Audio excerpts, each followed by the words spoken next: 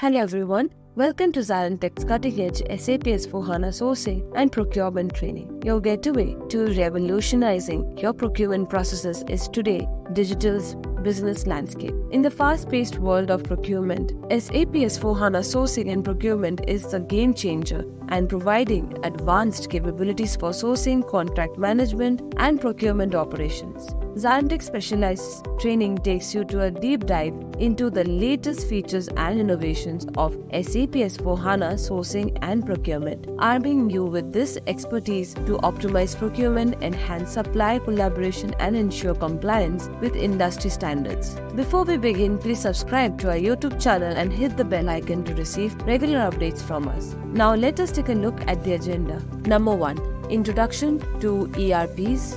Number 2. Advantages of SAP over other ERP packages. Number 3. What is SAP R3 FICO? Number 4. SAP R3 architecture. Number 5. Material master. Number 6. Vendor master. Number 7. CVI setup in S/4HANA. Let's dive into the video now. Hello team. So today onwards we are going to cover the SAP MM as a process on all the topics we have in SAP MM on S/4HANA system. So I'll be conducting the sessions in theory plus practical together in a row. So we'll start with the basics, introduction, then how to do the cycles, and then how to configure the system, and all these things will go in a row. You have a question, please feel free to ask me.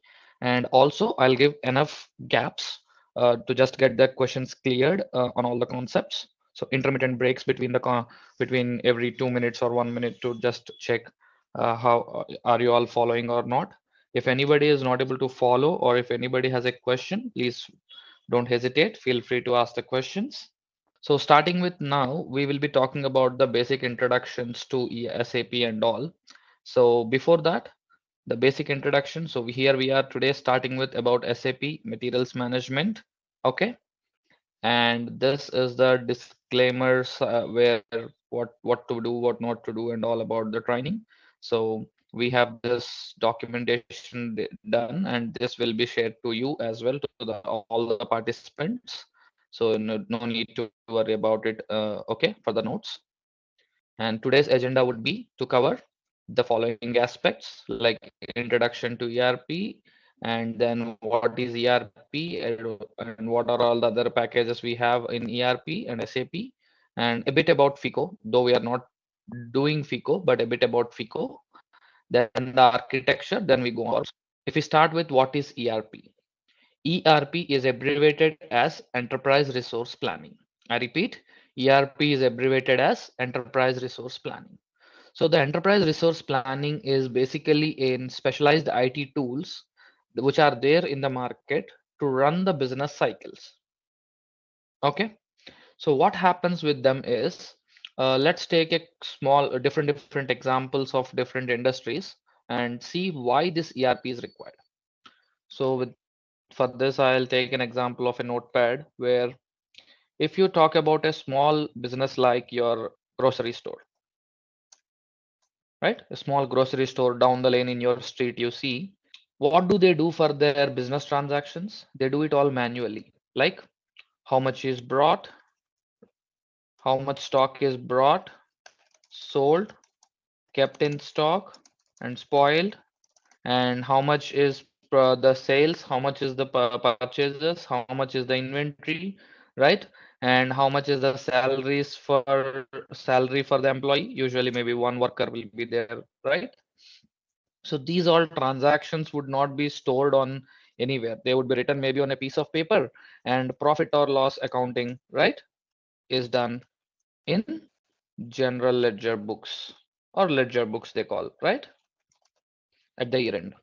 Whereas if you talk about in much improvised business, just the next level, a supermarket. Okay, so at a supermarket level, if you talk about what happens, so you will have a mechanized billing machines, right? So like the mechanized billing machines which will do the billing for us, and then any from which what will happen is how much we have and how much is there, what is there, and all can be done. And also you see this, what we say is The profit or loss accounting will be done in systems, not in manually in the books. So when the business scale is increasing, you need some help of tools which eases your business process.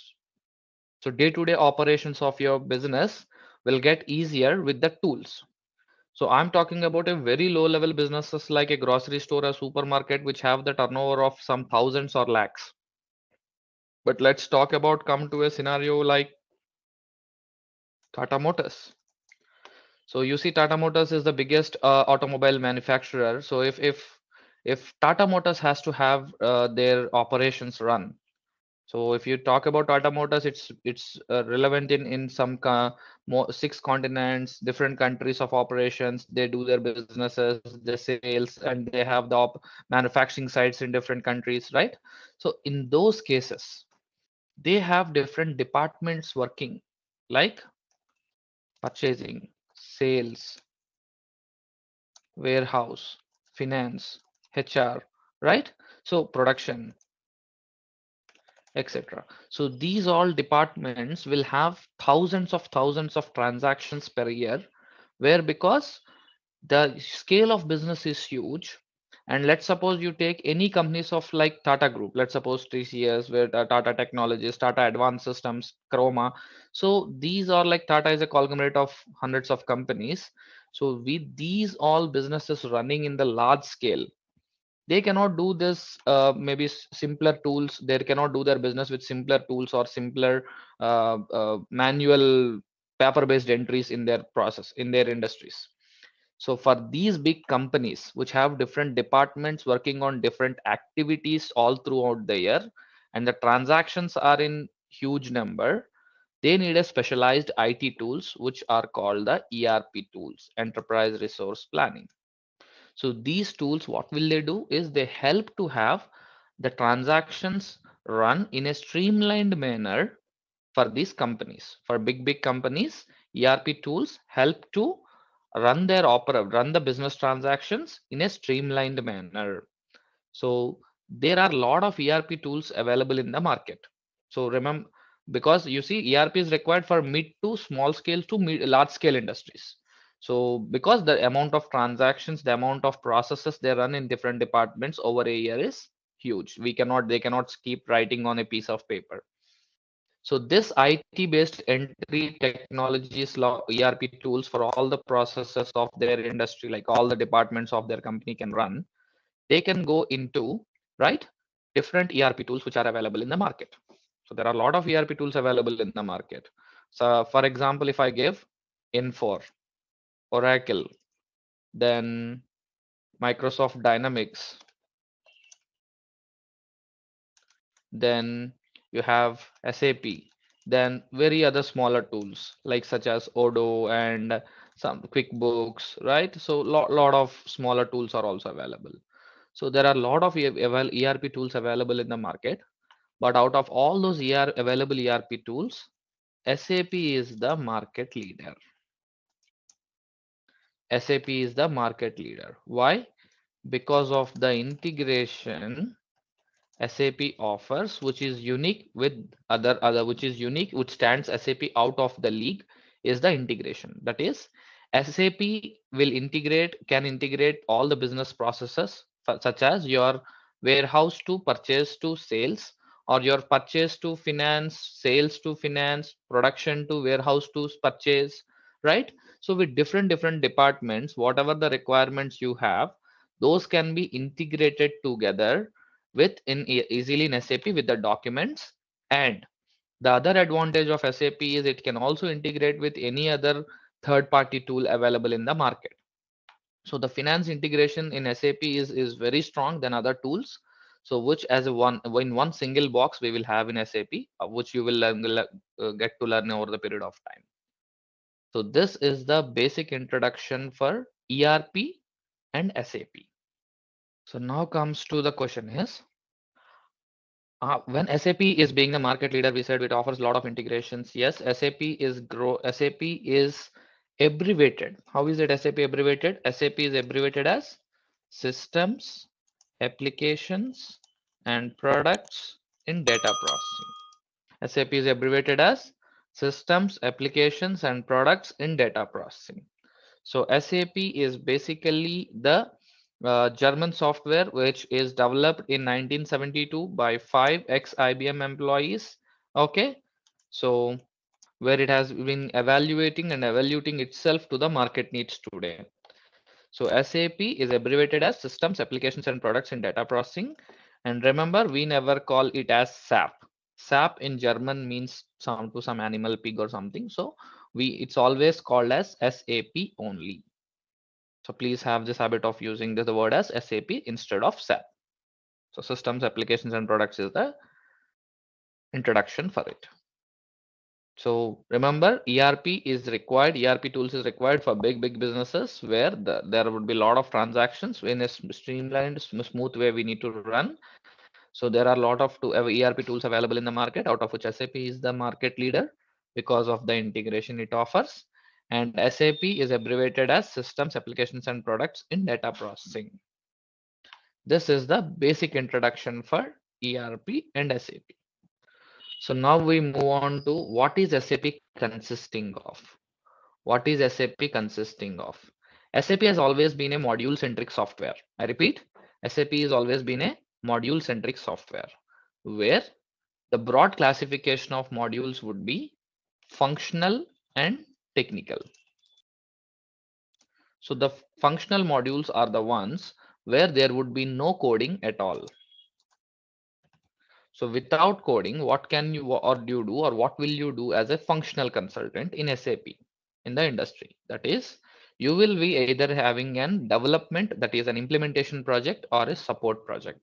After you learn SAP, you will be either in a development or a support project. So development or implementation are the same, where you will configure the SAP system for the client, whereas in a support project, you will solve the issues what the end users will get. You will solve the issues what the end users will get as a functional consultant. So technical we'll talk about in a bit. So functional, what happens is each business process of a company, SAP has categorized as a module. Each business process of a company, SAP has categorized is that as a module. That is, let's suppose if you talk about, let's start with SAP MM. MM stands for materials management. SAP MM stands for materials management, which talks about sourcing, procurement, and inventory part of a company. I repeat, SAP MM talks about sourcing, procurement, and inventory part of a company. Basically, the supply chain or the logistics part. Basically, the supply chain or the logistics part. So now comes the question is, after SAP MM, you see different other modules such as your PP for production planning, SD for sales and distribution, FICO finance and controlling, PS project systems, QM quality management, PM plant maintenance, HR human resource management, right? Like this, you have WM warehouse management and PP production planning, different modules you will have.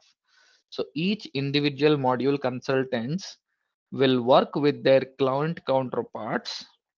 Okay, will work with their client counterparts to get the requirements or help with the solutions. This is the overall introduction of how the modules will be categorized. So now the question is, after these modules, right, each module consultant will work with their counterparts to either configure or solve the issues. So you need, of course, you learn multiple modules is good, but you have to be expert in a module. It takes time to you go through implementations or support cycles where you learn a lot of knowledge. So we'll be focusing on SAP MM as a module from now on in the introductions. And now comes the question is, what are technical modules?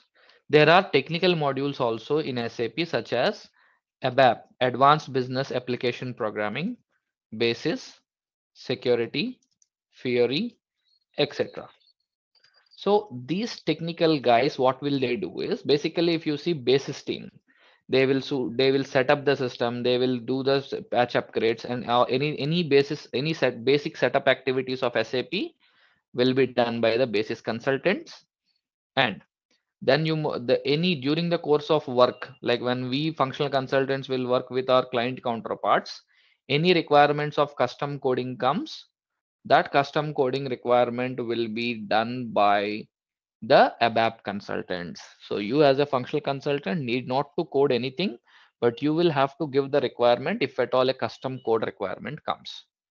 So security team will be providing the access or removing the access for the way we need, and Fiori team will be working on the Fiori developments for the users, which I'll be talking in lately of this training also. So this is the architecture of SAP, where the functional and technical modules together will be working in order to keep the client's business process run up and running for their day-to-day activities. These you see what here are the basic modules in SAP you have. Okay. So there will be advanced modules in SAP which SAP is bringing up. Like for suppose if I give an example, SAP MM is sourcing and procurement, all about your procurement and inventory. So there would be the advanced module for it from SAP, like SAP Ariba, which is a standalone procurement software, both for a direct and indirect you can use, which is itself a standalone product from SAP. Same SAP SD talks about sourcing and sales and distribution. There is SAP Hybris, which is the next advanced version you have. So, and then the same for WM, warehouse management, there is something called EWM, extended warehouse management. And then you have something called security. They have something called GRC. I say security is how the role should be maintained. GRC is whom should be the role given to, is very much relevant, but the advanced versions of SAP software you have.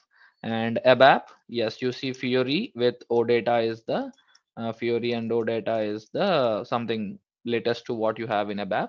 So this is how the like different advanced modules SAP is bringing in each space, where the standalone, these would be a standalone systems which can act and integrate with the backbone system. So we call all these modules together will be there in one system. We call it as a backbone system on which these independent modules can also act. So there would be differences, which from module to module, the process is same, but how do you do in each system is different. That's how. So this is the basic introduction, which we'll be going forward with. Okay, some very basic introduction is given about FICO, just to make sure that, because every module we'll talk about, but FICO is something common for everyone. So which where every company's balance sheets, profit or loss accounting, all these processes, any accounts receivable, accounts payable, accounts payable, right? How the assets will be there, how whenever you sell anything, it's accounts receivable, right? You'll get the money from the customer.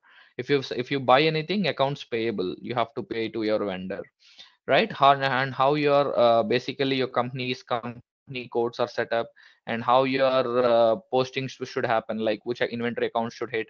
All these basic things will be done by the this SAP FI consultants. So the FICO consultants will be doing this activities, where they'll be having a different accounts like bank accounting, asset accounting, travel management, you see, accounts receivable, payable, general ledger accounting. So there would be different activities the FI and CO guys will do. Okay. So this is about the very basic introduction about FICO, which we don't need in depth. Okay. But this is the basic. But because we are going to talk about more about SAP MM. So after this, we are going to talk about something called R3 and ECC. So SAP is having a three-tier architecture. R3 means three-tier architecture we have.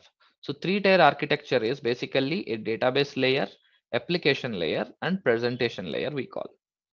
Database layer, application layer, and presentation layer. Three-layer architecture we have in SAP.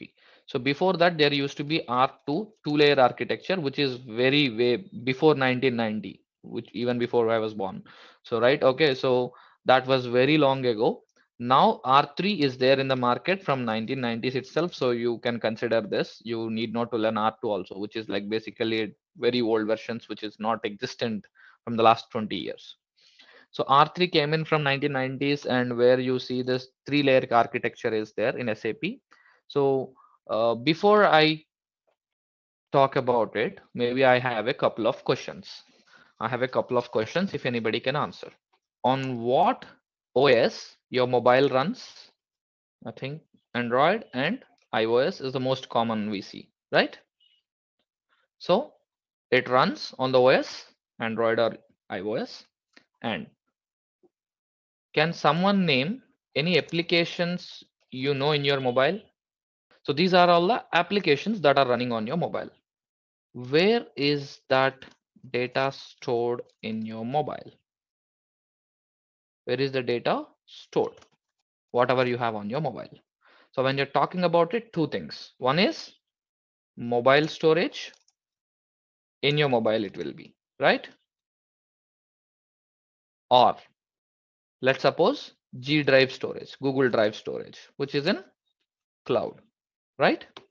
So if you see this, where it runs on OS, where it has the applications which you will be using. So whatever the data you have, let's suppose you have a picture that will be stored in your mobile, right? And also it can be stored in G drive or the Google email, right? So cloud or on-premise, where do you store? How do you store? It's up to you.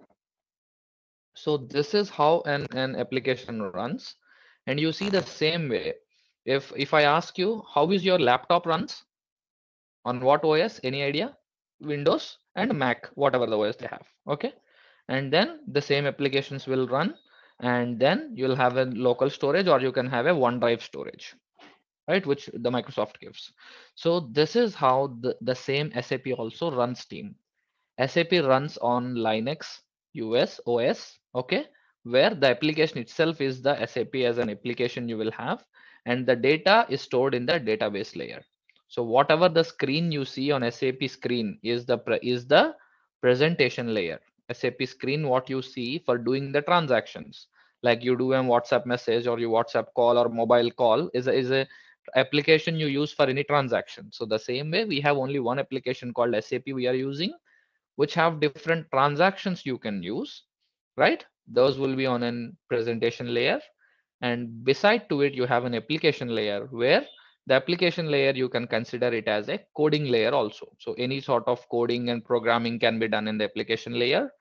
And below to it, the bottommost layer is called the database layer, where the data is stored, where the data is stored.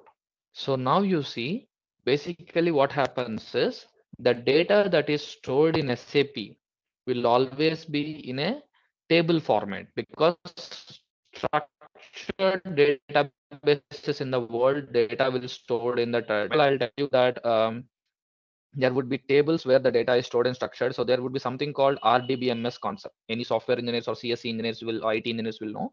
So which is not relevant for us. I'll just give an introduction. That is called relational database management structure. Okay. So where the data is stored in a structural relative format. So which I will talk about in detail in the subsequent classes. So the date, so whatever you do is in the presentation layer, you do the transactions that get stored in the database layer, and any programming for it to bring the data or store the data, that will be done through application layer. This is the three-layer architecture SAP is having, which we call the R3 architecture or R3 structure. Then we move on to something called ECC. What is the difference between R3 and ECC? ECC is basically abbreviated as Enterprise Core Component. Okay. Enterprise Core Component is nothing but same as R3. So ECC is the word we have in the later stage of 90s from SAP, where all the modules together, you will have all the modules will work in a single SAP system. So you'll have a single SAP system login where all the module consultants can work together. So the MM guy will go do for a procurement inventory invoicing. The sales guy will do a sales billing and delivery and billing. The finance guys go for a accounts receivable or payable. The HR guy for their activities, right? All of them can be done in one system, which is called the ECC system, which SAP has caught with. SAP has come up with the concept called ECC, which is the same R3 structure, right? Which is similar, that all the activities can be worked on the same. Then later on, SAP came up with in S4 maybe in 2015. Okay, so before the SAP came up with a concept called HANA as a database. They have in 2013 or something. So HANA is an in-house database from SAP. Before that, if HANA is an in-house database from SAP, before that in ECC, what database SAP used to have? SAP ECC runs on Oracle DB. Oracle database SAP used to run. Okay. So then in 2013-12, they started HANA as a database, and 2015 onwards, they have started with a term called S4 HANA. What is S4 HANA? S4 HANA is basically SAP suite for HANA, where the latest version of SAP which runs on HANA as a database. So ECC used to run an Oracle database. With HANA as a new database, SAP got the new functionalities also developed, which is now it's calling as S4 HANA. Okay. So what is the difference between ECC and HANA? There is like good kind of upgrades and process optimizations and user interface features which SAP gave, which we will be talking about them in later. But there are different versions of ECC and S4 HANA, which we need to talk. So ECC used to have a version like version 4, 4.1, 4.2, like any upgrades you used to have, right? 4.2, then 4.6. Then something like version 6 with EHP 7 is the latest version we have in SAP ECC. What is EHP? Enhancement package. Enhancement package. So what is this EHP 1, 2, 3, 4, 5, 6, 7? For each version, you can have 7 enhancement packages in SAP. You will have usually 4.1, any updates you get, not only in one module, guys, MM, SD, FICO, throughout all the SAP system, any issues, bug fixes or enhancements to be done, SAP will release as an enhancement package, and if the next version comes, SAP will release as the next version. So you can relate this something to very similar to what you have in an Android your mobile updates or iOS. So you have a version, any bug fixes or patches, upgrades will be done through through updates to you. And if the new version has to come, the total new version comes and you can update it. The same way SAP will bring as well. So if for different modules, so wherever the latest version is available, that we will implement for the client. So ECC version 6 with EHP 7 is, I guess, 2006 or 7 was the last version we have in SAP. Version 6 with EHP 7. So after that, SAP used to run the same way. And later on in S4 HANA came up in 2015, where SAP started with S4 on-premise and on-cloud versions. SAP has came up with the concept of on-premise and on-cloud. So what is on-premise version? Where the database will exist with us and we will have the ownership, and we will maintain its on-premise systems. On cloud is where the SaaS or PaaS products, where the SAP will maintain the cloud database for the client. So this S4 HANA is the latest versions we have, both on-premise and on cloud you will have. Right? Yep. SAP Business Suite for HANA you can go, and then what we do is this S4 HANA, right? You have on-premise and on-cloud different versions team. The SAP S4 HANA system. So also remember, some people will write it like or some people will write S bar HANA, S4 HANA. So whatever is it, the same. There is no much difference. Okay. So in usual terms, we use S4 HANA rather than this. So if we write like this, the newcomers we write S oblique HANA, S bar HANA, something for HANA they say, but you call it as S4 HANA. Okay, both are same. When you come to on-premise and on-cloud versions, what is the versions we have in SAP? What SAP is providing? So on-premise, SAP is giving one version every year. I repeat, one new version every year SAP is giving, which is starting from 2015. I think, yeah, 1510 or 1511 they call. Huh. Then 1610, 1709, 1809, 1909, 2020, 2021, and 2022. So you see every year one version for on-premise SAP is giving, like it is evolving the features of SAP. Okay, in S4HANA in each version. So it's not like in 2015-11 you have something different and 2022 you do a different SAP. No, the same processes will run, but much optimized, better versioning, better analytics, better reporting capabilities in SAP is SAP offering in the each new version. So in 2015 November, 1511 means 2015 November, 1610 means 2016 October, 1709 means 2017 September, 2018 September, 2019 September. So in what month we are getting that version, SAP used to give like this: 1511, 1610, 1709, 1809, 1909. From 2020, SAP has started the numberings as year 2020, 2021, 2022, like that. So the latest version what we are having in the market which SAP released will be 2022, and before that 2021 and 2020 in the on-premise versions. If it's a cloud, 4 versions per year. 4 versions per year. That is, let's suppose you see 2022, right? 2208, 2203, 2206, 9, 12, right? So like that, every 3 months you will have one version. So how will they release is up to them. So if it's 2019, they used to have like 1903, 5, 8, 12. Then this year, same, maybe 2203, 2205, 8, 12. So like that, every 3 months, usually on a 3 month space, we will be getting a one new version in SAP, which is like the SAP will directly push to the client systems if it's on cloud. So these are the versions what you have in SAP. But remember, most implementations from the partner consultants like us will be doing on-premise. We'll be doing on-premise. All right, let's test your knowledge. And here is a question for you. Which of the following is not a key capability of SAP S4HANA Sourcing and Procurement? Option A, guided buying. Option B, supplier evaluation. Option C, travel and expense management. Option D, operational contracting.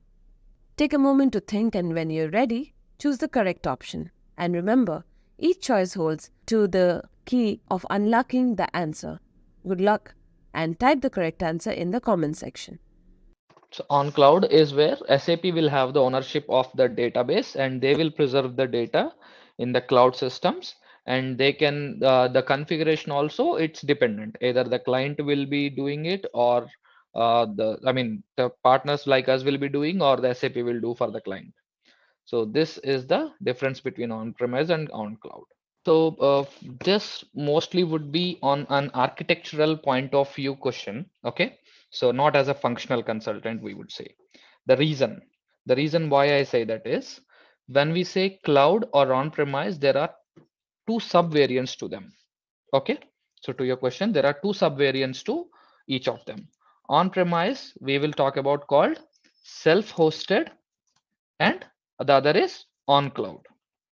So be it on-premise means either a self-hosted or on cloud, and also cloud, when we say pure cloud, it's private cloud or public cloud. So when we say self-hosted means, let's suppose Tata Motors. Okay, so Tata Motors is the company for which SAP implementation is required. So who is doing that? Let's assume that TCS is doing. Okay, so now Tata Motors should be deciding with the advice of TCS by the architects on the overall data structures and the infrastructure point of view. I repeat, infrastructure point of view. Self-hosted means Tata Technologies will have the Tata Motors will have the ownership of the system and data.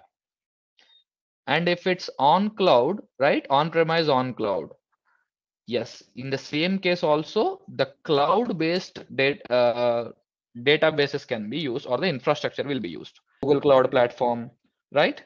and you see IBM Cloud, so on. So either you want to run your database on your on-premise one or on cloud on-premise. It's totally the data you own it. I mean, Tata Motors will own it. The data safety, data maintenance, everything. Whereas if it's a cloud, be it a private cloud or public cloud, what happens is the data maintenance and safety will be responsible with the responsibility lies with SAP. So I'm talking about the database and the infrastructure perspective. Okay. Whereas the maintenance of the data and the configurations perspective, how do you maintain the system in private cloud or public cloud would be with SAP only. They'll not be giving it to the to TCS or Wipro or Deloitte, any of these companies usually. And whereas on-premise, complete system hold will be with us. Like configuration will have it, data maintenance, customization, everything will be with us. CC, you will have on-premise means also will have the full ownership. We can do what we want. So you can do the upgrades, you can do the configuration, server setup, backups, everything we do. But with on cloud, okay, coming to on cloud, SAP will have the be it a private cloud or public cloud, right? You'll have the problem is where private cloud, right? Then it means you will have the ownership for the configuration. That means TCS can do the configuration for Tata Motors with if it's a private cloud. But public cloud, SAP can only do. And the licenses, upgrades, server setup, server backup, everything would be handled by SAP in case of cloud. So now comes, so when in cloud, right? In some parts of private cloud, I repeat, very small portion of private cloud only, the config access will be there with the consultants from any other IT companies or the client. But mostly it would be governed by SAP only. So now the question is, what will the company want? So now the Tata Motors IT head or the infrastructure team who handles the IT has to decide they want a self-hosted on-premise, on-cloud hosted on-premise, or private cloud or public cloud, because what is beneficial for their business process. If you see, on cloud means everything is handled by SAP as a company. So you have to spend only, maybe you have to spend more money, but still everything would be with SAP. SAP takes responsibility of your end-to-end management of SAP as a software. Whereas if it's on-premise, you have to decide on, you will own your own infrastructure, and you will maybe, or you give infrastructure to one company and SAP config and setup and processes to other company, right? Purely up to the infrastructure and the database management architects from the client's company perspective, and also of course the engagement company like TCS or whoever the partner is can suggest based on their business model. But it's purely a technical uh, decision how they want the process to be maintained in the company. So we functional consultants, in any kind, we don't have any difference if it's this or that, because I have worked on self-hosted and on cloud hosted on premise. It doesn't make any difference. Like you do an SAP on premise on any normal software, or you do an SAP on with normal infrastructure, or you do it with Azure or AWS. Both I worked on GCP also I worked, but no difference, at least from the functional perspective we have. So if a new plant comes up, like I said, remember, private cloud is where any config access we will have with. We can do. With public cloud, we cannot do. It would be done by, should be done by SAP. That's my understanding, because on cloud goes very rare implementations, because it would be mostly with SAP. We will not have them. Okay. And about when we say cloud, what will be lying on the cloud? So usually the application and presentation layer, we see presentation layer will be the same what we want to use. Application layer and database would be on cloud, where the data is stored in cloud. When I say cloud, again, the concepts of IaaS, PaaS, SaaS and all will come. So the concepts, and I'll not go deep into it, just you for the information I'm saying, IaaS, PaaS, SaaS, which you can refer it through. So where the SaaS is the form of cloud, where software as a service SAP is offering. Software as a service SAP is offering, where any customizations, any data maintenance, everything will be happening in cloud. That means The data is stored in multiple regions of the world. I repeat, cloud maintenance means something in air will not be there. The data is stored in multiple regions and parts of the world. So the data in North America and the same data will be stored in somewhere in South India, so that if something happens to one part of the world, the data center will not get affected and you can have an uptime of data with the server using this cloud infrastructures. That's where the cloud, where the data stored in cloud means you'll have multiple regions. The world is divided and multiple regions without any relevance the data is stored, because if some part of the world is affected, the other part can be up with the data so that you can use it without any effect, because the physical data centers you have in right will can be easily damaged. That's why. So now you see the versions of SAP you'll have been like this. So we'll be going on with the 2021, I guess, the version we have for practice now. So the IDES versions will not be available very immediately when it gets released. So it will not be good for setup. So we'll be using the 2020 or 2021, mostly 2021, I believe, which we got. So we'll be learning. So whatever the changes and all, everything also I'll be covering you guys. No worries at that point.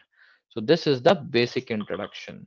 So now comes the types of partners. I think maybe before that, let me talk about three-tier architecture. We have the presentation application database, which says the same, and presentation just resides in application. Yeah, just some more theoretical information rather than I would prefer to explain practical with SAP. Okay, so now before we go this, I'll cover a couple of things called what are the types of projects you will have. What are the types of projects you have in SAP is three types of projects you will have team. That is implementation, support, and rollout. So there are two types of implementations, greenfield and brownfield. So this is an official SAP terminology where greenfield implementation means implementing SAP for the first time to a client is called greenfield implementation. Implementing SAP for the first time to a client is called greenfield implementation. Whereas brownfield is basically upgrading the existing SAP system for the client. Okay. So upgrading the existing SAP system, like from ECC version 6 to S4 2020 or S4 HANA 1610 to 2022, whatever the version upgrade from SAP ECC to S4 HANA happens, that's called the brownfield implementation. So whereas whenever we do an implementation, right, we do it, let's assume Tata Motors, we are doing an implementation from TCS perspective. So we develop the processors in a configure the SAP system, but we don't go live. That means we will not ask Tata Motors to use for every plant, every business in at once. Okay. So what happens is once we will do an implementation, we will do an pilot implementation. So what is a pilot implementation for one plant? Usually we say, okay, we'll ask them to start using SAP, and whatever the processes they do, any issues they come up with, we will settle them down. So once the pilot implementation is done for one plant of business, we will roll out that features to multiple other countries of operations or plants, businesses. That's called a rollout. Okay. Rollout is basically extending the pilot implementation to multiple other org units or businesses or countries of operations. That's the difference between implementation and rollout. So now, after an implementation or a rollout, whatever, SAP is designed in such a way that SAP, the clients cannot be self-sufficient. We need the projects to be on a support also. Support means in IT terminology, we call it as AMS, application maintenance and support. Application maintenance and support. So where what happens is the support consultants will help with the end users for the configuration, like any issues they get, right? They will solve in the support consultants will solve for the client. So in an implementation project, we will configure the SAP system for the client, whereas in a support project, we will solve the end users, will solve the issues for the end users. Okay, so let's assume that we are implementing for Tata Motors, and in India they have 3 plants. In Africa they have 2 plants. Like that, they have multiple plants in multiple business countries. So we don't ask Tata Motors to start implement using SAP for all the transactions from day one for all the plants they have.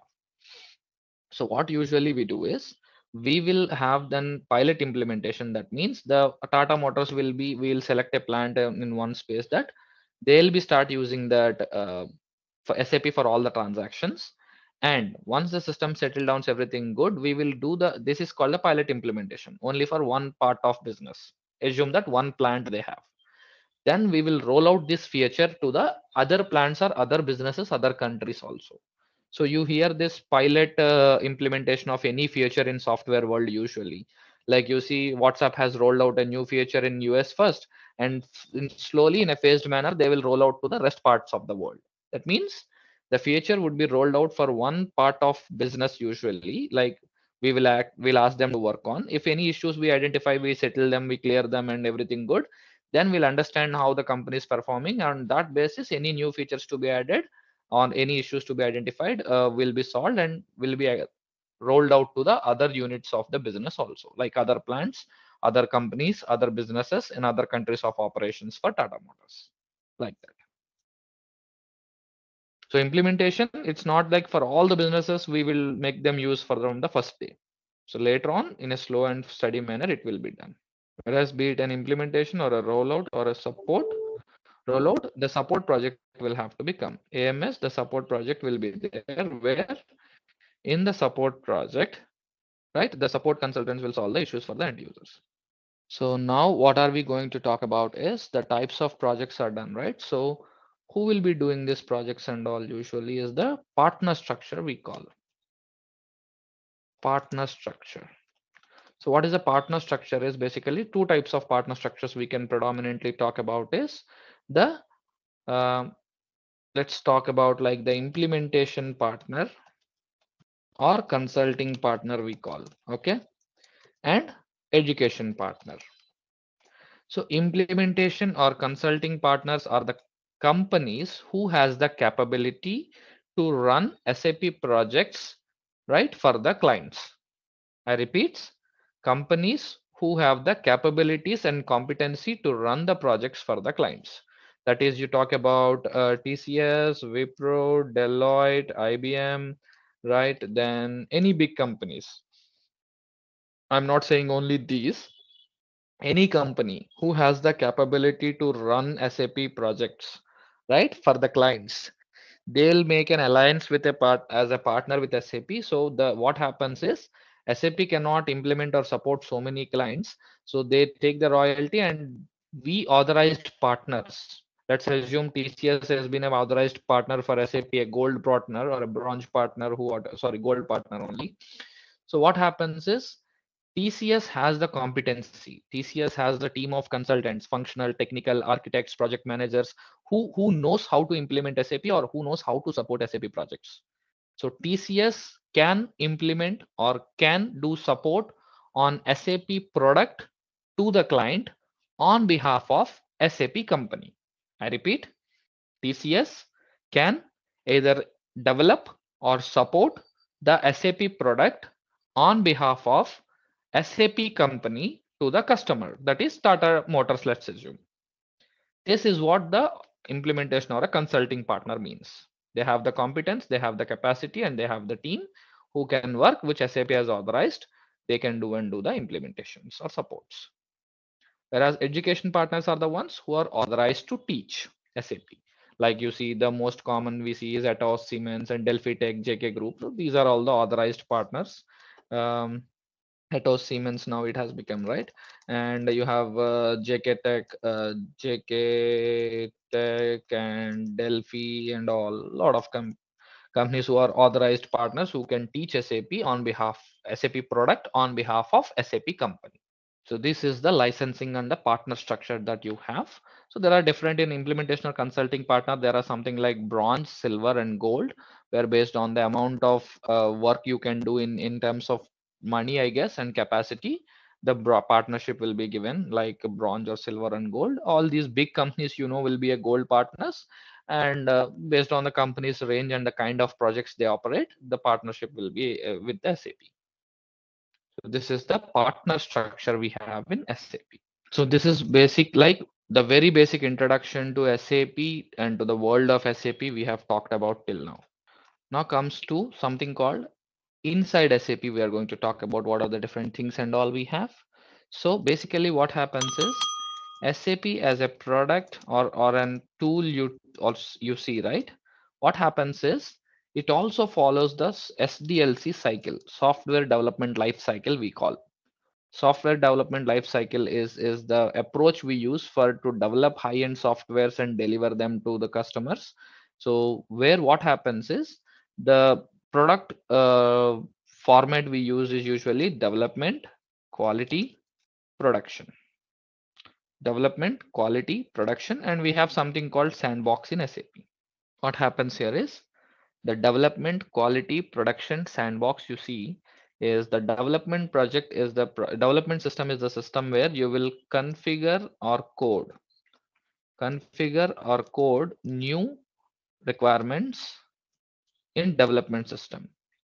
So where unit testing and functional unit testing is done, and you move the changes to quality for ITC or SIT and UAT. Production is live data, no testing, no development. Sandbox is just a test system for practice or POC, proof of concept. So this is where everywhere you use. Basically in IT, be it a Java based project, .NET based project or SAP project, anything you do, this dev quality production way of cycle of movement of changes should be done. Why? As per the SDLC cycle, this is the best approach mentioned in the guide. So if you see what happens is, let's take an example. I believe most of you have seen this new feature from Zomato called 10 minutes delivery, right? I hope most of you might have heard it.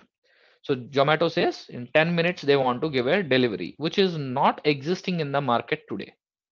In the Zomato app, if you go, it's not existing, right? So what it's a new feature as the Zomato is rolling out. So what happens is they have to develop that feature. The coding config requirements, what has to be done in the backend Zomato app, they have to do. And that should be tested properly by the developers in the development system. And then it would be moved to quality. So the quality app, what the testings will be done and rigorously will be seen for different scenarios. And the end users kind of us will be also testing that. And when they move the changes to production, that means the setup is in production. Whatever the Zomato app you use is the production Zomato app. So because you create a order, that order goes to the restaurant and they have to deliver it. It's not a dummy one, right? So like that, if you talk about SAP, there would be no external users, only our company users would be using it usually, right? But we have to develop the new any requirement that comes.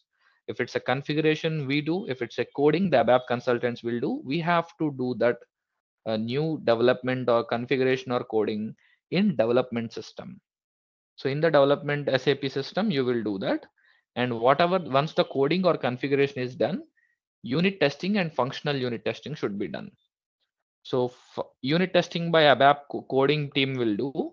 Functional unit testing is the functional consultant like MM, SD, FI consultants will do. So once we do the functional unit testing and we see, okay, this process is running good. The configuration or the coding or the setup we did is running good. Then we move the changes from development to quality. Then we move the changes from development to quality. So once the changes are moved to quality, there would be rigorous round of testings for integration testing. So where ITC is integration test cycle, SIT is system integration testing. ITC is integration test cycle, SIT is system integration testing. And UAT, because in the client SMEs, the Tata Motors SMEs will do the integration testing and see with different modules how the integration is happening, all the processes. And the end users who will be daily creating the sale orders, purchase orders, payments and all, they will at the end come and see if the system is good, what we developed. user acceptance testing. So once that is done, then the changes are moved to production. So integration testing would be done in couple of rounds, minimum 2-3 rounds. We will do different cycles, different scenarios with integrated, how if actually what we developed or intended to develop is running or not. And then at the end, users will test if their daily activities they are able to do or not. Then the changes are moved to production where the actual business process will work, creating the purchase orders, creating the sale orders, creating the different things and all. Sandbox is an SAP terminology for a test system. Sandbox means just a test system SAP will use. Or if at all any requirement comes for which we have to do a proof of concept, we can do using sandbox also. This is the dev quality production approach we will have for every project. Sandbox in some projects we will have, some we may not have. It's up to the client to decide if sandbox has to be kept or not. So any questions, any doubts on this? Okay. So if no questions, everyone able to understand? So now we come up with, after this, the next thing that comes up is, what is the clients you have to log in, client and login process. So you see, I hope most of you have the SAP setup like GUI like this. So we will have an SAP server and maintenance. Okay. So where if you go to the properties, you will see like this is called the GUI. Okay. So SAP GUI setup. Okay. With the connection you will be maintaining, where you will see there would be in the properties, you will be able to see that the application server instance system ID. So application server and will be like this, and instance and system ID would be given, which we will have to add so that we can log into the GUI, the graphic user interface, the graphic user interface. So when you try to log in, you see client 100 is sandbox with demo data, client 200 like that. You will have different, what we say, different details on the information here for every system, be it your project system also, you'll have the same. So where you will have that the client you are using, this client is not your Tata Motors. I repeat, this is an SAP client, not your Tata Motors customer or client whom we implement. So what happens is, now you do a user password and you will do the login. What happens in a real time is, you will have this, like let's suppose 100 config client, 101 ABAP client, 102 master data loading client, okay, 103 testing client. That is nothing but UT client we call. So usually for development system only, okay, for dev systems only, you will have the config client, ABAP client, master data client, testing client, and all kind of things, okay. So which you will be logging into different clients. So you as a functional consultant wants to do the configuration, you will do client 100, you will give your login and login. If you are an ABAP if you are an ABAP consultant for coding, you will go do a 101 client and do your login. So each client will have a different password. Of course, user ID can be the same, but different passwords and maintenance, so that configuration should be done in development client. So in 100 client, ABAP will have coding client separate, which the changes will be moved to testing client, and in the testing client only we will test the changes in development. Whereas for QA and prod and sandbox, no different, only single client will have, because you don't have any different things. In quality, you will only test. Production, you will only use the system. Sandbox, you will only test. So that's why quality, production, sandbox will have only one client. This client I'm talking about, not the customer. Please be informed. So in development systems only in SAP, you will have a config client, ABAP client, coding client, and the testing client or the master data loading client, where different activities can be done and the testing and finally can be done. Now comes the question is, this is the basic introductions on the SAP. Now we will also go on to the login scenarios. Okay, so we will be logging in as well. So now you do a user password input and login. So maybe I'll have to do 100 for this system. So once you log in, you will see the SAP menu on the, you see SAP Easy Access screen like this. Okay. The SAP Easy Access screen like this, where any information of the client can be maintained like a photo like this. If not, you can keep it empty also. That would be a BAP work or basis work. We don't do that. Okay. So this server, what you are seeing is the S/4HANA 2021 fully activated server. So SAP S/4HANA is the latest version of SAP we are using in the market. 2022 is latest, but it's released in now, I think this year, November. So it's not into the market yet so easily for us to use fully. So now, once you log in, you will see three things you will see. That is, on the top, you will see a menu bar. This is the menu bar.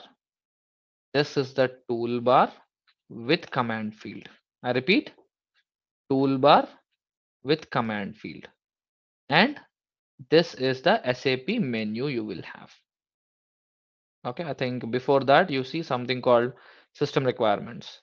Usually minimum of 2 GB RAM or 4 GB RAM also will work. Any laptops, any issues, normal simple ones will work. You see 4 GB RAM, 2 GB RAM. I have worked on 2 GB RAM Windows systems also where SAP works. This GUI whole setup. So you need not to worry. Disk space of this much, very small space SAP asks for. So you need not to worry about the installation. Of course, yours is your office laptop, so you can use it as well. So, and the client logins we talked about. Now we go into the login. You see, we are done with this PPT. We'll be covering the next one later. Okay. So now you go to this menu bar, toolbar with command field, and the system.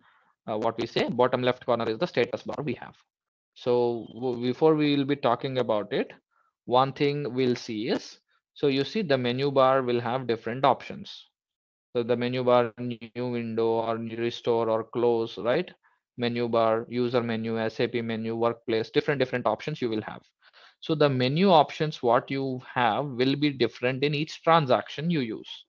In each transaction you use, the menu options will be different.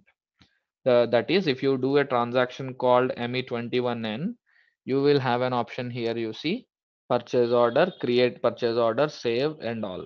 Edit, different options you will have. Okay. Maybe if you do to try to do a goods receipt, in that transaction, you will have the different menu options. So remember, the menu options will be different from transaction to transaction. The menu options will be different from transaction to transaction. And the toolbar will be having the command field. The toolbar will be having the command field. So in the toolbar, if you see different options like go back, go completely back is this one. Just take a step back is this one, or go to the next is usually the green that comes. And any save you want to do, this option you can use. And here you see you want to print or find any control F you can do here, and page up, page down, right? You can do. Here you see something called new GUI window, right? So before I talk about this new GUI window, you see here in the bottom right corner, you will see system, client, user ID, then program, transaction, report, response time, and all will be there. So if I do the system S4H100, what is this one? I'll show you. If you see next new GUI window, it will open S4H2. You see S4H3 came up. Okay, no worries. Then if you go to S4H2, 4, everything will come. S4H4, S4H5, new GUI one more time, 6, so 7, like that. Every new window you open, the new windows will open. So in real-time projects, I repeat, in real-time project systems, the max number of windows you can open is 6 only, guys. The max number of windows you can open is only 6. But this test systems usually support more windows. But you see these many SAP parallel screens you can open to do different transaction in each screen. I repeat, each screen you can have a different transaction. Here you want to create a PO, here you want to do a GR, here you want to do an IR, here you want to create a material, here you want to do a sale order, here you want to do a payment. Different transactions can be done. So in order to do different transactions parallelly or open some display transactions, you need to have the parallel screens open. So the max screens you can have open is 6 only in the projects usually. Here is a test system, it goes more. Okay. So if you don't want them, what can you do? You can close here. You see, close 8, 7, 6, 5, 4, 3, 1. Right? So if you try to close this also, yes, if it asks, do you want to log off? You say yes, totally SAP closes. And you again want to log in. Okay, you will log in. So the number of screens you want can be usually 6, and which user, what transaction you are in also SAP will say with this new GUI window option. Okay. And you have something at the options, customize local layout. So in the options, okay, for everyone, please do this setup in your SAP systems. You have to go to this customize local layout, go to the options. In the options, if you see, you will have a screen like this. Visual data. In the visual data, you will have the themes. So whatever the theme, it's okay. You no need to change usually. If you want to change the theme, you can change. So font settings, in what font you want to see the SAP words. Okay. And branding, what brand, and this time custom colors. So you see a default SAP signature default blue, or you want a red, purple, green, or gold. What do you want? You can select save as, click apply, and OK if you want to change. So I like the blue. Usually I keep it blue. But if what usually we do is, if development system, we will use blue, quality we use green, production we use red, like that. The reason is to differentiate from development to quality to production easily, because every SAP system looks the same, right? So rather than to be on safer side, to be easily able to identify, what we do in a real time is blue for development, one color for quality, one color for production systems. If you want, you can change, but if you don't want, you can keep as is. But interaction design, if you go to visualization one. Interaction design with visualization one. In controls, you have show keys within drop down list. Click on this, yes. In the controls, show keys within drop down list, sort by keys with drop down list. You do this, guys. This you both keep tick and click on apply and OK. So this is required for us to do all the transactions. You can easily see the prefixes in them. So I'll wait here for a second. Maybe you want to see this, you can see, so that it will easily do.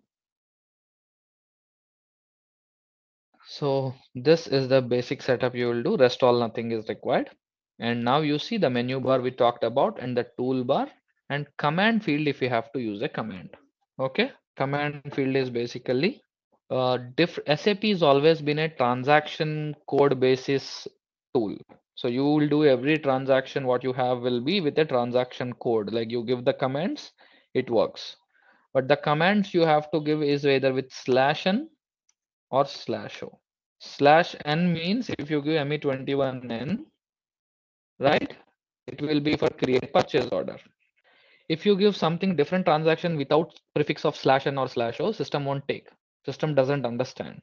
Either /n or /o should be given for SAP to understand the command. So if you give /n migo in the same screen, new transaction will open. The same screen, new transaction will open. But if you want a different screen, /o should be given. So where a different transaction, different screen will open.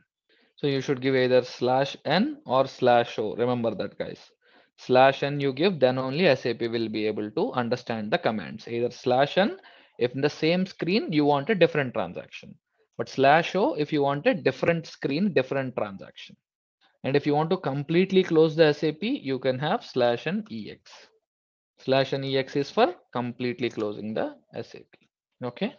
So now we move on to this SAP menu. So where you will have different options, like which we will be seeing later. Maybe like in the logistics, you'll go to different transactions of metals management, which you can do instead of transaction. I said, right, the commands, instead of going to the commands you want to do using the menu, you can do.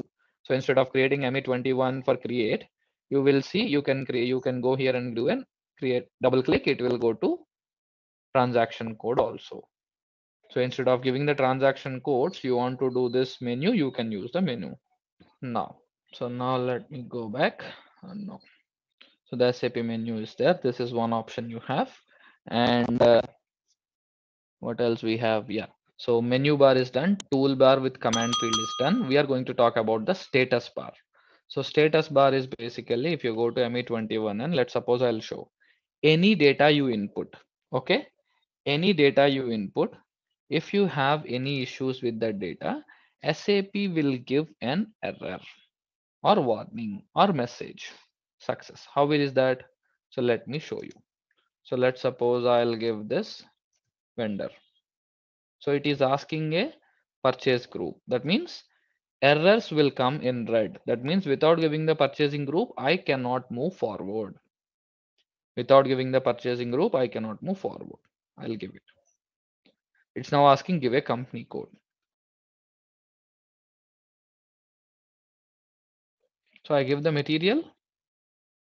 System is asking required a condition. So let me take any issues you have in SAP, the error will come up, which error will not allow you to do move forward. So I'll give 10 pieces I need. And system is asking, please enter a required condition. Let me move that and give a condition and maintain the price here, 10 euros. So 10 piece, 10 euros. You see, if it's an error, system will give the in red. If it's a warning, warning can be ignored, system will give it in amber or yellow. Warnings can be ignored. SAP don't usually stop you from posting a transaction. But of course, yes, it's not a good practice to ignore an warning and go ahead in a real practice. So if you see the effective price is 10.10 and metal price is 1.65 and I'm giving something 10 euros, SAP is giving, boss, you are differing from the amount. So I'm okay if I want to do, I can check, but warnings will be in yellow, which can be considered as good to go. SAP will not stop, but that's not an actual practice to go. So after you give the data, okay, after you give the data, so you will do a check. So you see these are all the warnings SAP is giving. Following mandatory roles, mandatory, MRP is special procurement, K for this, effective price, special scheduling agreement exists, right? Different things SAP says. You want to ignore all of them, you can ignore. Or if there are no errors, usually what happens, if there are warnings, SAP will show. If there are no warnings, SAP will show no warnings, no messages, you are good to go. Then you can create a save the purchase order. So if you save a purchase order, what happens? You see standard PO created under the number. So success messages will come in green. I repeat, the success messages will come under green color. So red, yellow, and green for hard stop errors or issue warnings and success messages. Okay. So any issues you get in the bottom left corner only is the status, like error or warning or message in every transaction you'll get here only. That's why we call it as the status bar. Menu bar, toolbar with command field, and the status bar. So any transaction you do /n /o. Don't forget, every transaction you should do /n or /o. Don't forget that. Okay. After you give /n ME21N, let's suppose a transaction code. You should click either this green tick or your enter button on the keyboard. I repeat, green tick or enter button. Anything you can click. So if you click this, it will take to the transaction, or I want to click it my this thing /OME21N. I will click on my keyboard. I'm not clicking this. Okay. I'm just clicking on my keyboard enter. It will take. So that is how you can use the transaction codes in SAP. So we have discussed the basic introductions so far, and now we are going to talk about an data cycle in SAP on procurement perspective on procurement, and we'll move on to the next aspects technically. So we are done with the introductions so far. We'll be moving on to the simple procurement cycle in SAP today.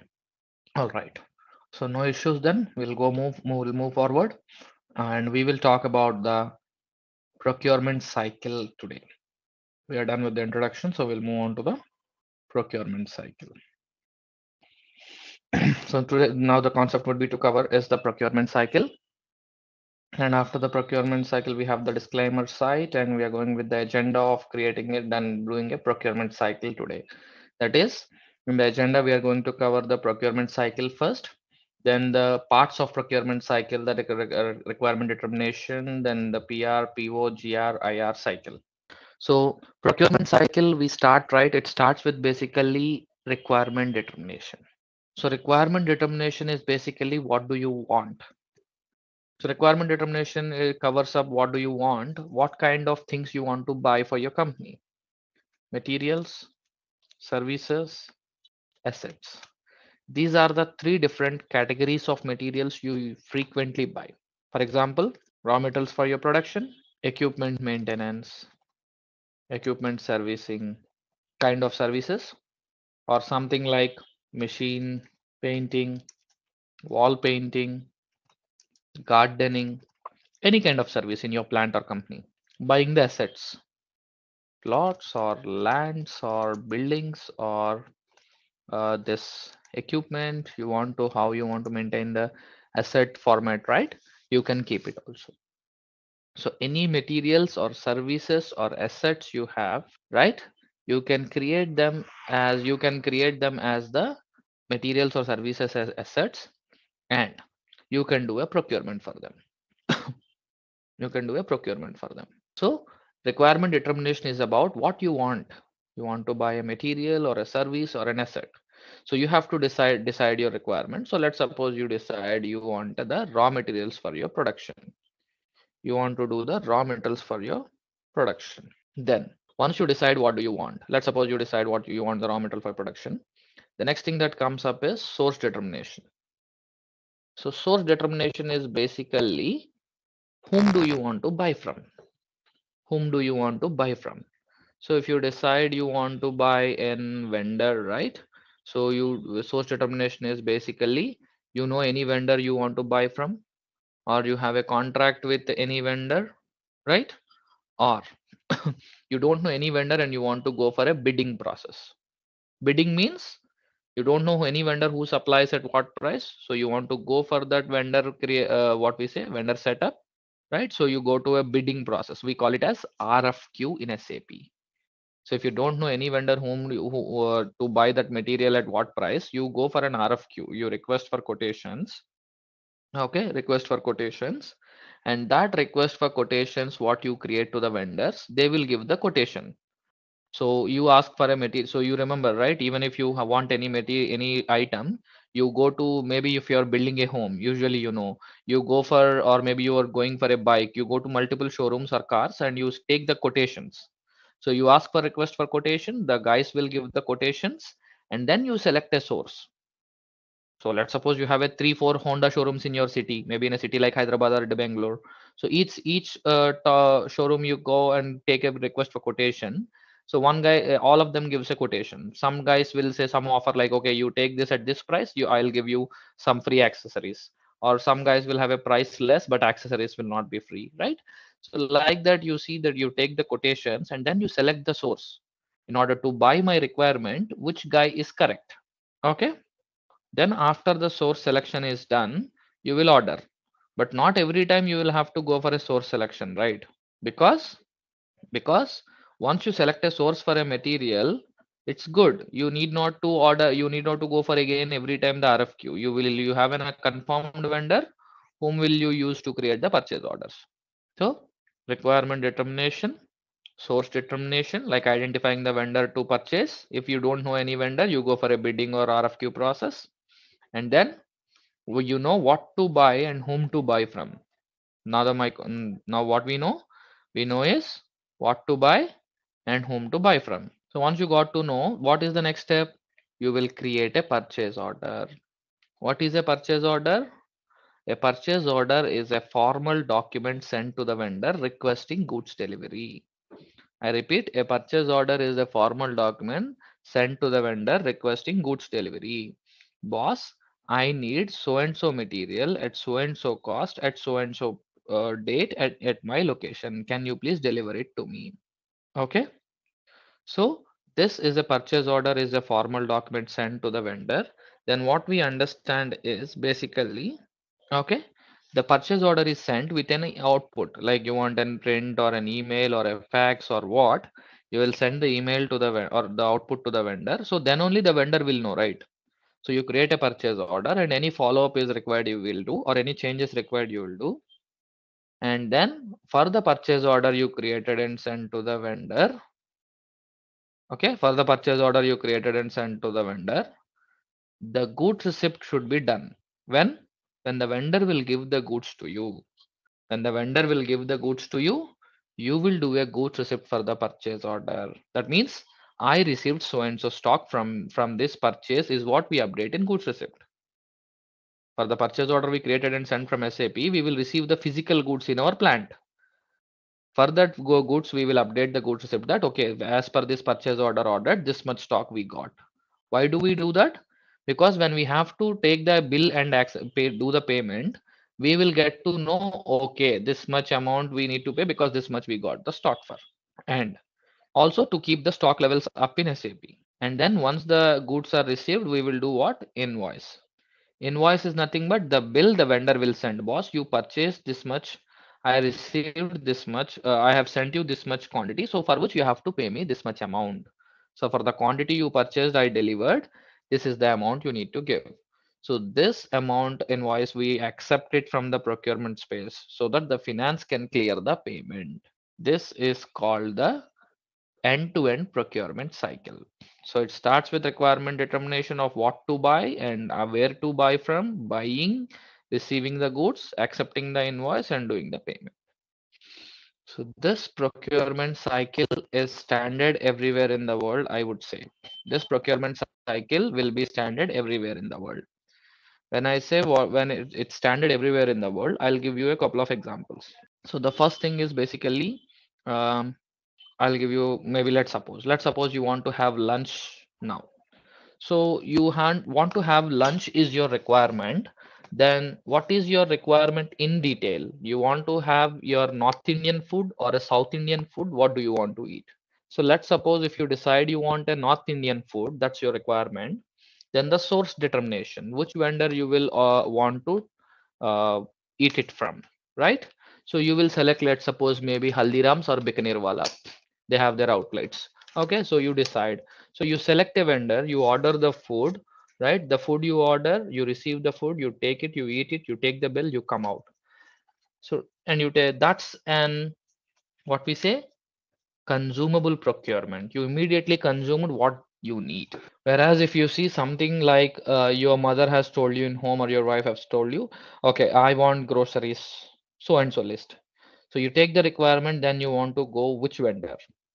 You want to go to DMart, Reliance, Star, Ratnadeep, whatever, right?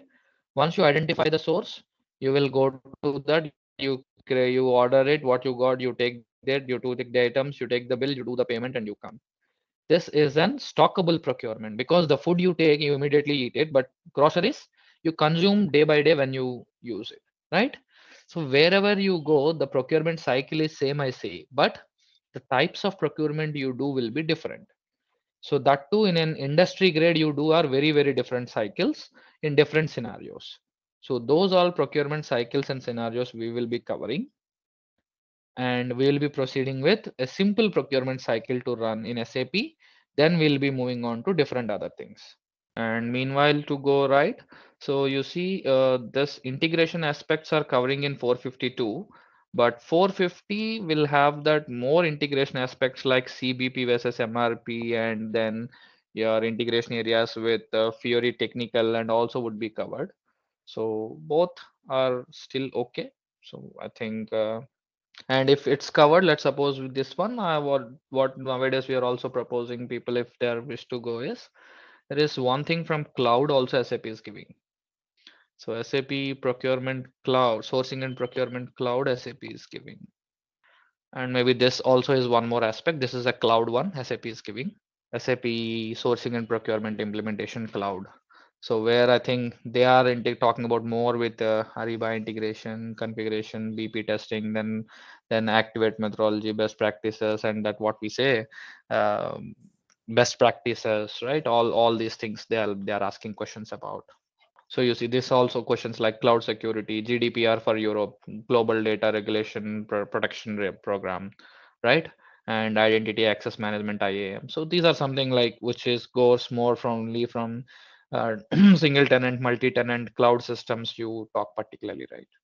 I think there is a good amount of what we say uh, learning hub document on sorry videos also on this, but first we go to 450 or 452 on-premise one, then maybe if you can read and go through this cloud is my point of view that can be done.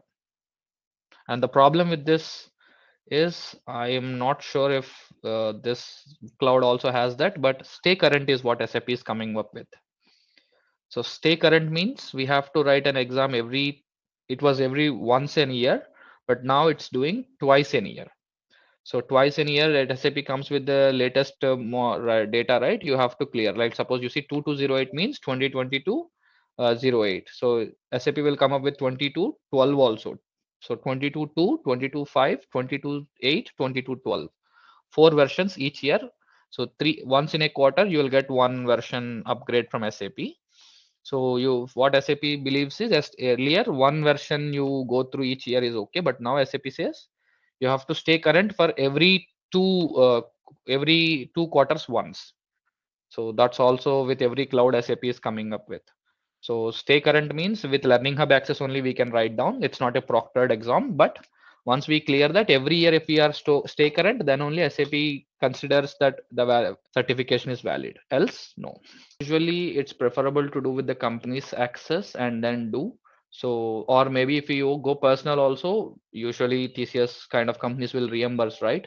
So better keep the company details and go with so that you'll have the learning hub access from, so it will be integrated and you can do.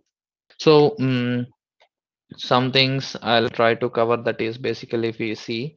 So as for HANA, we see this it runs on only the HANA database, and we can see there is in ECC days there is no cloud supportivity, but now we do on-premise and cloud we talked about. So something in a change perspective we call there are a couple of changes which SAP is giving with S4 HANA, that is OLTP and OLAP. OLTP talks about high transaction processing and OLAP talks about high querying volume. So high transaction or high querying volumes. So is the option technically OLTP and OLAP call, but is something which SAP is giving now.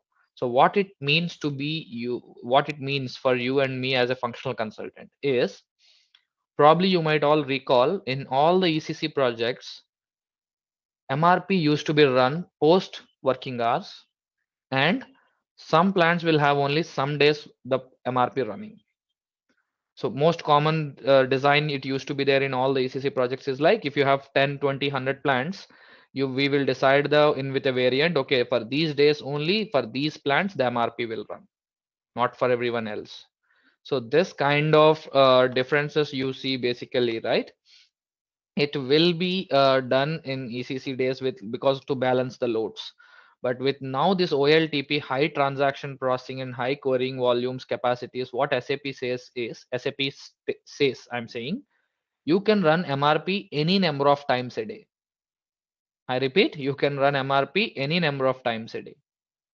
So that's the biggest statement SAP has said, like you want anytime you want to run, you go and do the transaction. So instead of MD0123, we got MD01N, so which where you can run also. And of course, there is a good amount of processings which SAP is giving with OLTP and OLAP, where I saw there was a customer where which is very similar to Walmart. Okay.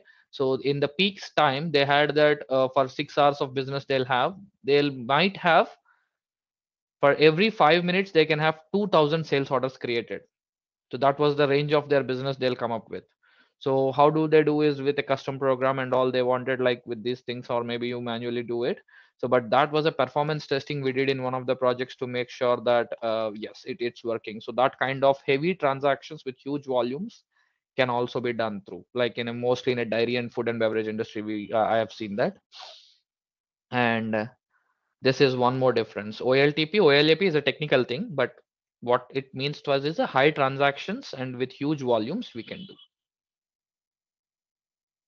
And the next thing we talk about is SAP NetWeaver portals.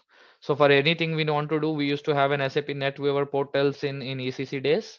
But now with S4 HANA, we have the GUI, and all the GUI transactions can be done even in Fiori also. All the GUI transactions can be done in Fiori.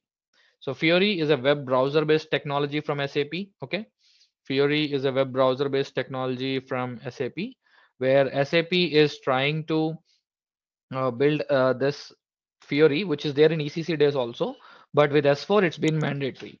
So in every S4 HANA implementation, no end user will log into GUI. I repeat, no end user will log into GUI, and all the transactions they'll be doing in Fiori only. Okay. So now comes the question is, how do you log in and open Fiori and all? We'll see. So before that, Fiori is very easy to use is what I say. And what is the processes and all I'll be covering independently.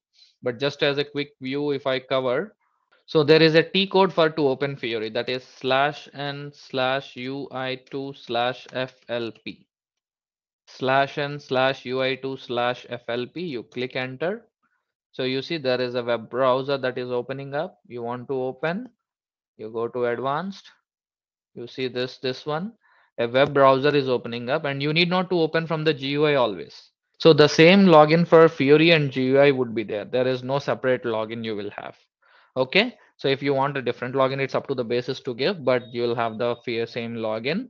And this is how the Fiori link screen comes, and it will load a bit slow. Remember, guys, Fiori is a SAP on browser. So all the functionalities to work on SAP will have to work on Fiori. So it would be a bit slow than GUI, but no end user will be given access to GUI in S4 implementations. Only Fiori will be working. So any end user transactions we will be using during Fiori. What is the benefit of it? There is no bulky white elephant SAP setup to be done in GUI in the desktops of when the users. And the advantage is this Fiori is a browser based. You can use it in your laptops, mobiles, tablets, and desktops. So there would be apps kind of process like you see on my Windows, right? So when I click my Windows on my laptop, the way I want to use a Word document I want to open, the same way I want to open a create purchase order, I can open. So this kind of tile-based approach which SAP is giving with Fiori, which eases the transactions because it's a standard SAP offering which we can use rather than customizing the NetWeaver portals and bringing on information and with heavy controls onto it. So SAP Fiori is the latest option which SAP is giving with S4 HANA, which we are implementing for every client. This is one more change. All right, let's test your knowledge. And here is a question for you. What provides a single source of truth for supplier data in SAP S/4HANA Sourcing and Procurement? Option A, Supplier Lifecycle Management. Option B, Ariba Network. Option C, Strategic Sourcing. Option D, Supplier Collaboration. Take a moment to think, and when you're ready, choose the correct option. And remember, each choice holds the key to unlocking the answer. Good luck and type the correct answer in the comment section. Hello everyone, I wanted to provide a brief overview of ZaranTech's training program for SAP S/4HANA Sourcing and Procurement. In this comprehensive course, we delve into the intricacies of SAP S/4HANA Sourcing and Procurement, providing an in-depth exploration of its cutting-edge features and functionalities. Whether you're a procurement professional aiming to stay at the forefront of industry trends or an organization seeking to streamline and optimize your procurement processes, our training is tailored to meet your needs. ZaranTech's renowned instructor will guide you through the practical scenarios covering everything from strategic sources to contract management, gaining the skills and knowledge to navigate the complexities of modern procurement, ensuring you will be well prepared to drive the efficiency and make strategic decisions within your organizations. Don't miss the opportunity to elevate your expertise in SAP S/4HANA, Sourcing and Procurement with ZaranTech. Visit the link to discover more about our training program and secure your place in the future of procurement excellence. Empower your procurement journey with ZaranTech today. So today we are going to talk about the master data changes in S4 HANA. So before we go to master data changes, so what about the org data setup we have in S4 HANA for enterprise structure? So from an enterprise structure perspective, we do a company, company code, plant, purchase org, P group, right? And then you have the storage location, and in MM, there is no such change you do in the configuration. So it's exactly the same you do as in the ECC only. It's exactly the same, but there would be from master data and including the tables also the same. But from master data perspective, if we talk about material and vendor, there has been a significant changes that is S4 SAP has came up with in S4 HANA, be it any version, right, from 1511 to 2021, which we have in the market. So these changes the agenda for today would be on the S4 HANA MM procurement, where the master data changes in S4 HANA. This is the disclaimer, this is the agenda. So like I said, what changes we have got in Metal Master and what changes we have gone in Vendor Master. So first thing we start with is the number range limit that you have in ECC is 18. But when it comes to S4 HANA, it can be up to 40. So if you see in if I open any ECC system and just show you for a second, so the difference is in any ECC system you go, the material master length SAP has given is 18. The maximum length of a material that can be maintained is 18. Whereas in S4 HANA, what happened is it is now till 40. So why did SAP bring this change is there are different other modules in SAP or out of integration with SAP like PLM softwares and SAP SCM, then Ariba and all IBP, APO particularly. There is an integration where they can go up to 121 characters for SAP metals or the items they create. So SAP has given an update that okay, till 40 you can increase if you want. So SAP by default for any new system comes from the with the length 18 only. So if you want to extend, you can extend till 40, it can accommodate. So if from 18 to 40, 20, 25, 28, 30, 32, 35, 40, whatever you are okay with, you can extend the material length. But with this said that extension can be done, it's not like every time anytime we want we can do. So it's preferably good to do this before the implementation starts, before you do any system setup in the system. The reason is if some metals are created and then you change the field length, that would cause inconsistencies in the existing materials. So this, if we have to do, the shortcut T code is FLETS. I'll also go with the path as well. So the shortcut T code is FLETS. So slash and FLETS, if you go, that is you see display view field length extension details. Display view field length extension details. Okay. So let me go back and go to the SPRO path as well. SPRO, reference IMG. Then you go to cross application components. Yes, cross application components, general applications, general application functions. In this, you will have field extension. In general application functions, you'll have field extension. In the field extension, if you go to activate extended fields, so there are something like stock requirement, amount, length, and all. But in SAP for materials, you want to have, right? SAP says if you want to do this extend field material master field length extension, this note 2232396 should be read. So there is a couple of series of notes SAP has given. 22396 is one, 22326 is one, 32396, and one more note where you have to study through it to as a prerequisite. Okay, this and all changes that's not affecting, this and all will be affecting. This is the process we need to look at before we do the extension. So we have to see if at all we need to extend, we have to come and click a tick and say if at all. Of course, if you have the SID connected, this will take you to that note. If you click on display note, it will lead you to that uh, S user ID launchpad where the way with your S user ID you can log in and see the note. But I don't have at this moment. I have some others, but I cannot open them here. So if you have any S user ID, you can see through that note. So the note will explain what will be done, how it will be done, what can you do and all.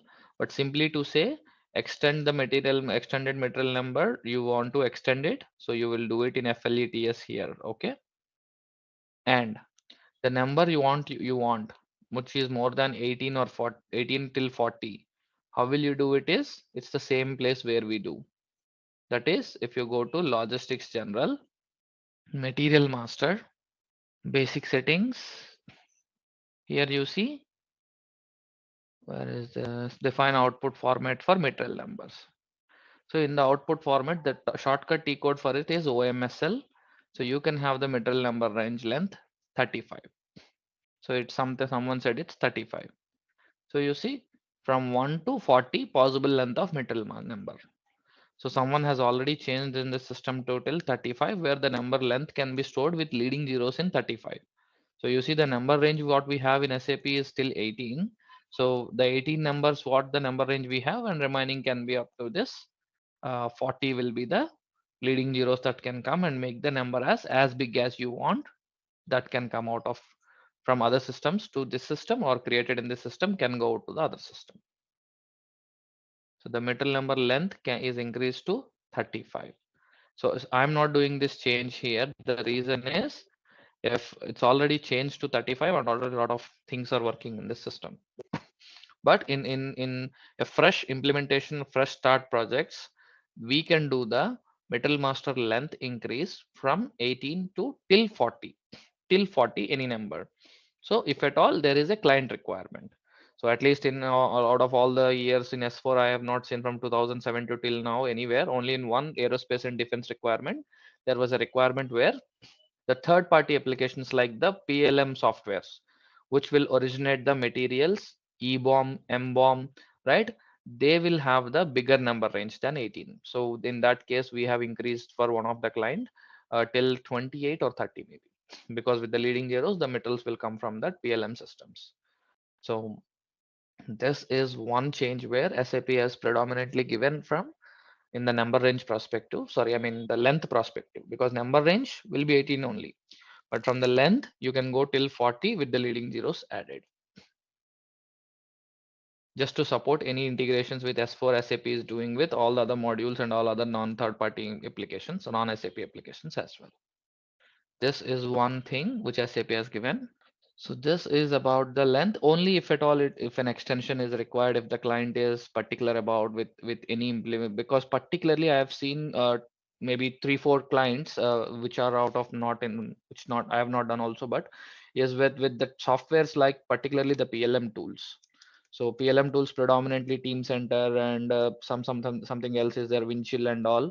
So where these tools which are predominantly creating only the material basic data with EBOM and MBOM they do, right? Usually they don't have the plant level extensions and all in the PLM tools.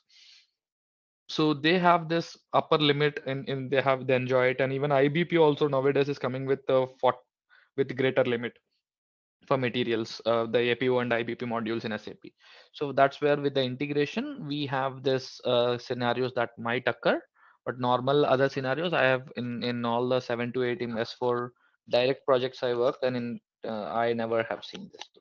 So we that's where, but yes, this is one change SAP has given. So coming to next point, can any one of you remember what is the material type for service materials in SAP?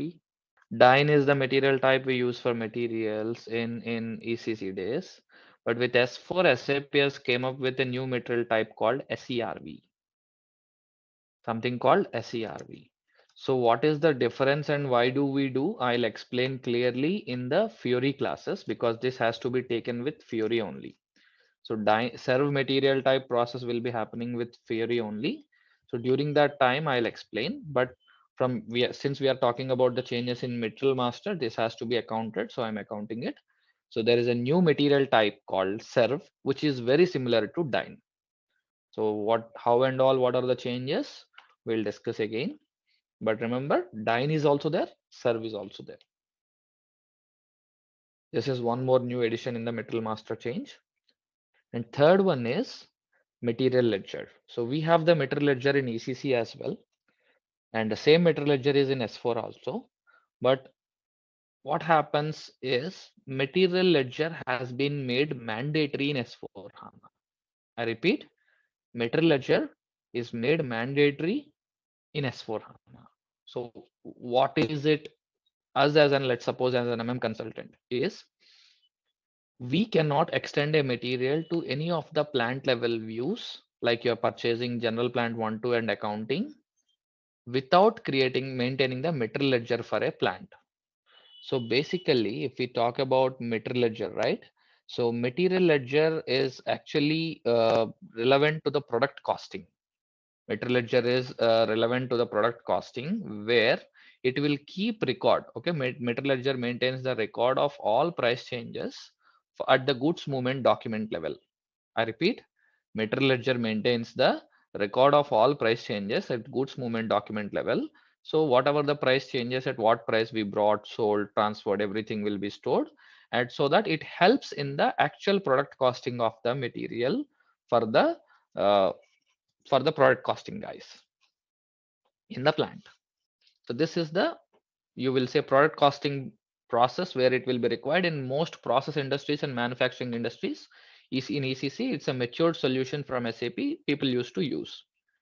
So, but now in S4, but ECC, it should be like you want it, you have to activate it. But in S4 HANA, SAP has made the material ledger mandatory. SAP has made the material ledger mandatory. So now what happens is, if you see, one more advantage of material ledger in S4HANA is that you can have your inventory valuation report in multiple currencies. It's like up to 8 different currencies you can see the inventory valuation. So these are the advantages and benefits, but the primary hiccup for us as an MM consultant is, we cannot extend our any org level views. Only the basic data level view can be created for material. If this extension is required, material ledger should be made active and productive. I repeat, material ledger should be made active and productive. In that case, if material ledger should be made active and productive, what should be done? So this will be done in all the projects by finance consultants only. So there will be having a material ledger complete setup for the finance guys. They'll be using it. But yes, we also should be aware since it helps. So that's why I'm covering this topic in MM also, because we have a direct impact for that. So what happens is, let's try to create a new plant. Let me go to enterprise structure. Let me go to definition, logistics general, define, copy, delete, check plant, copy, delete, check plant, copy org unit. I should have 1710 as the plant. So copying 1710, 1711 I am creating.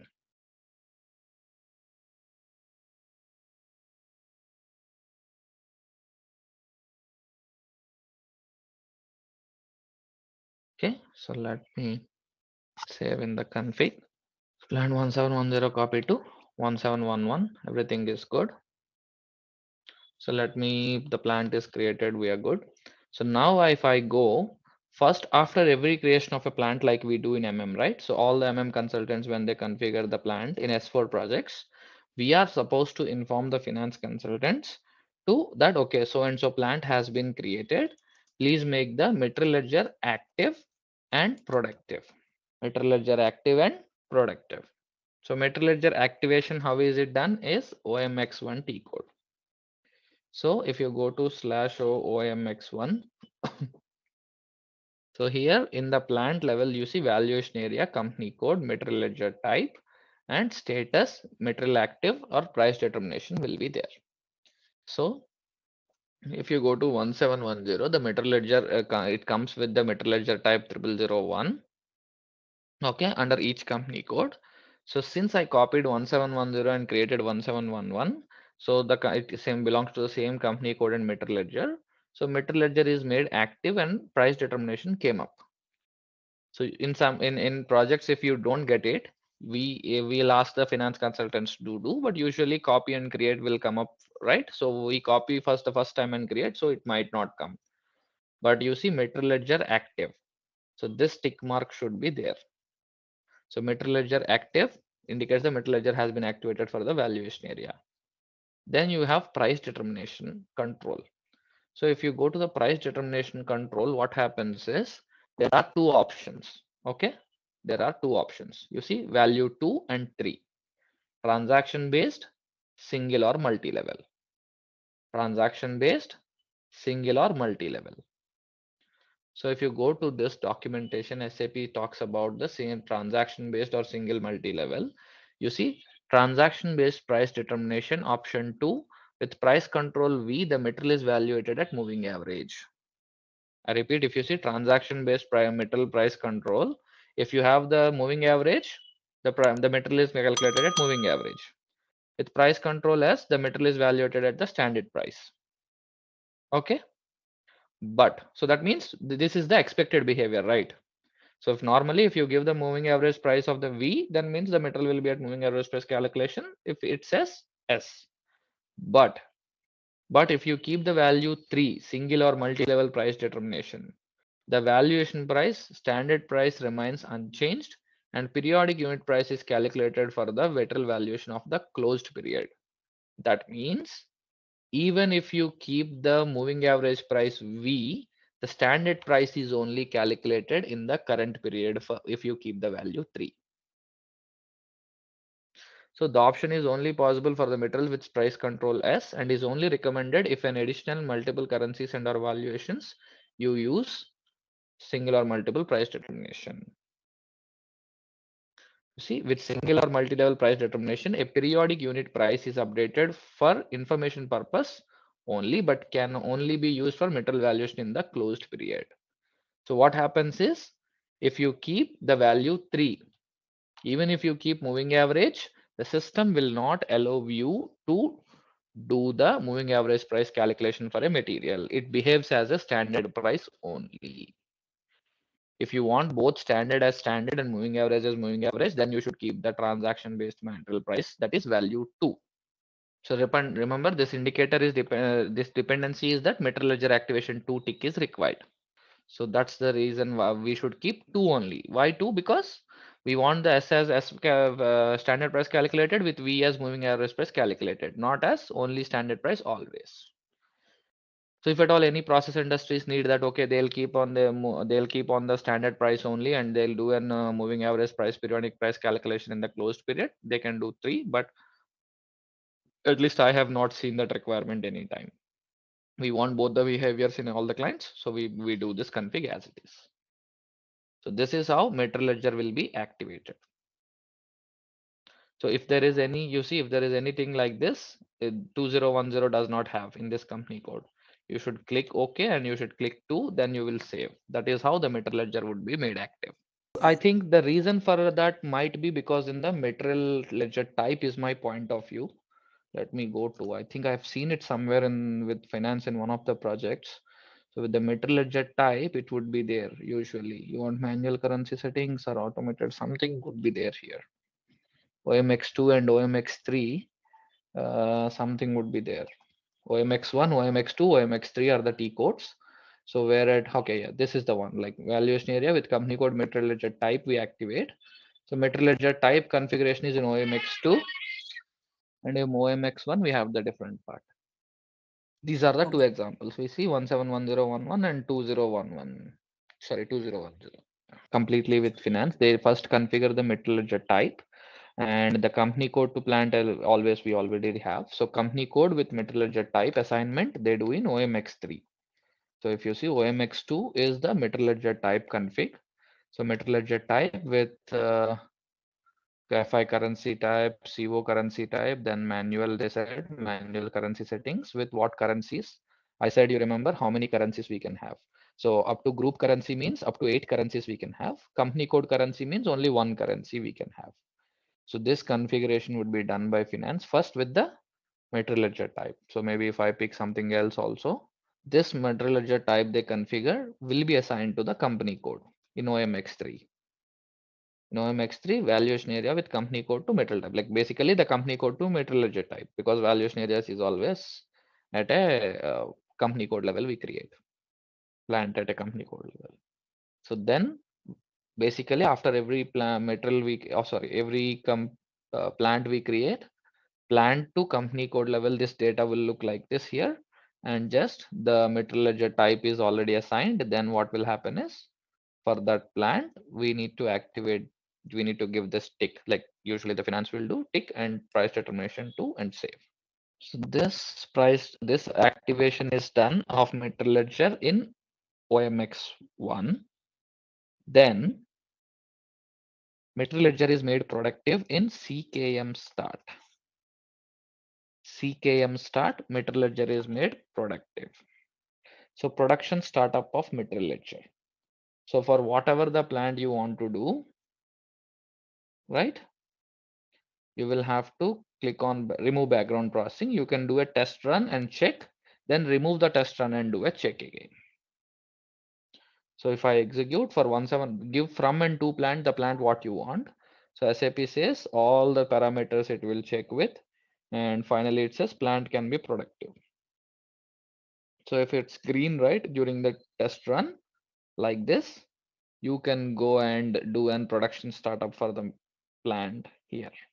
Usually what happens is there are two types of setups from the finance that comes up. If the material ledger is not active and productive, we cannot extend the materials to this plant. Sometimes there would be setup that where if the material ledger is active and not productive, then also we can do the plant level extension. So let me try and see in this system. If I go to MM01, any material, let me try to extend to the purchasing, general plant 1, 2, and accounting. So mostly it should not allow me for 1711 plant. So material ledger must be set productive for valuation area.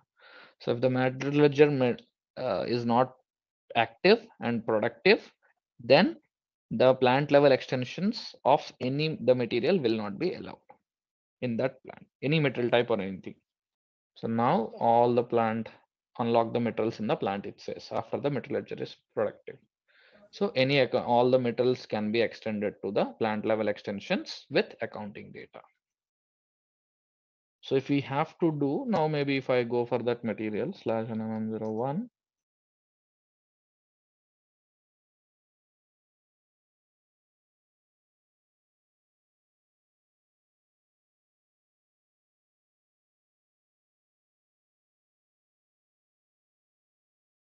so if we go to accounting one, let's pick a valuation class.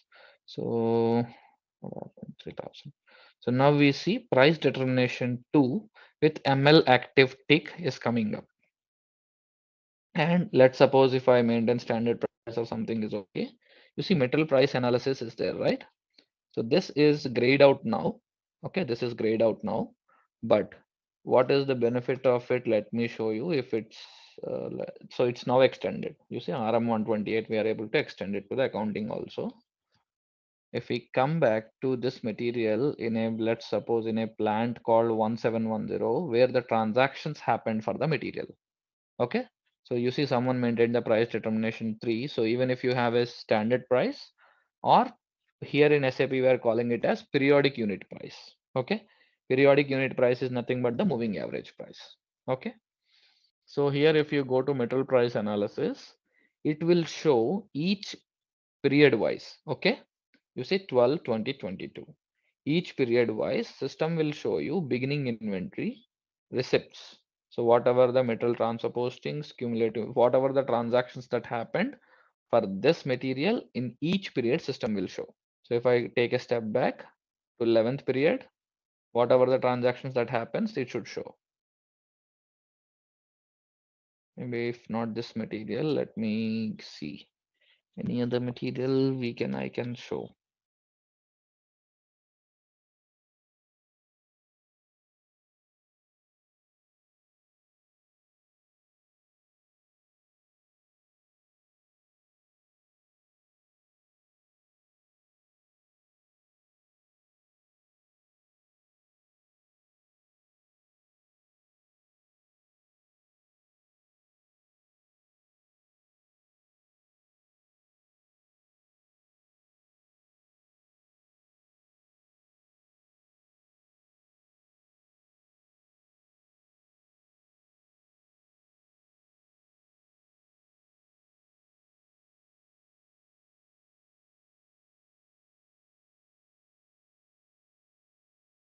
Let's go to the material price analysis.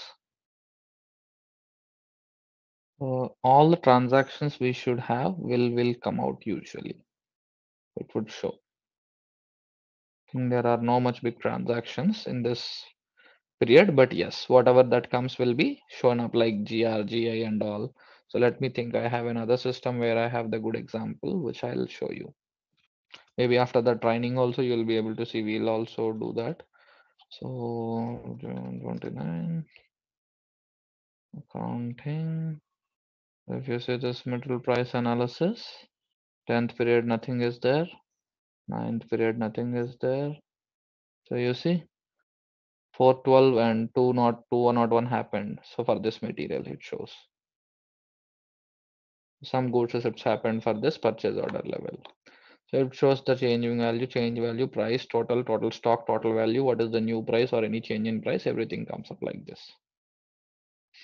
So this is how the material ledger price analysis will come up for us, and it helps in the product costing for the product costing guys. But for us, what it means as to in the MM processes is after every plant creation, we have to inform the finance team to activate the material ledger and make it productive, which will be done by finance using the T codes OMX1 and CKM start.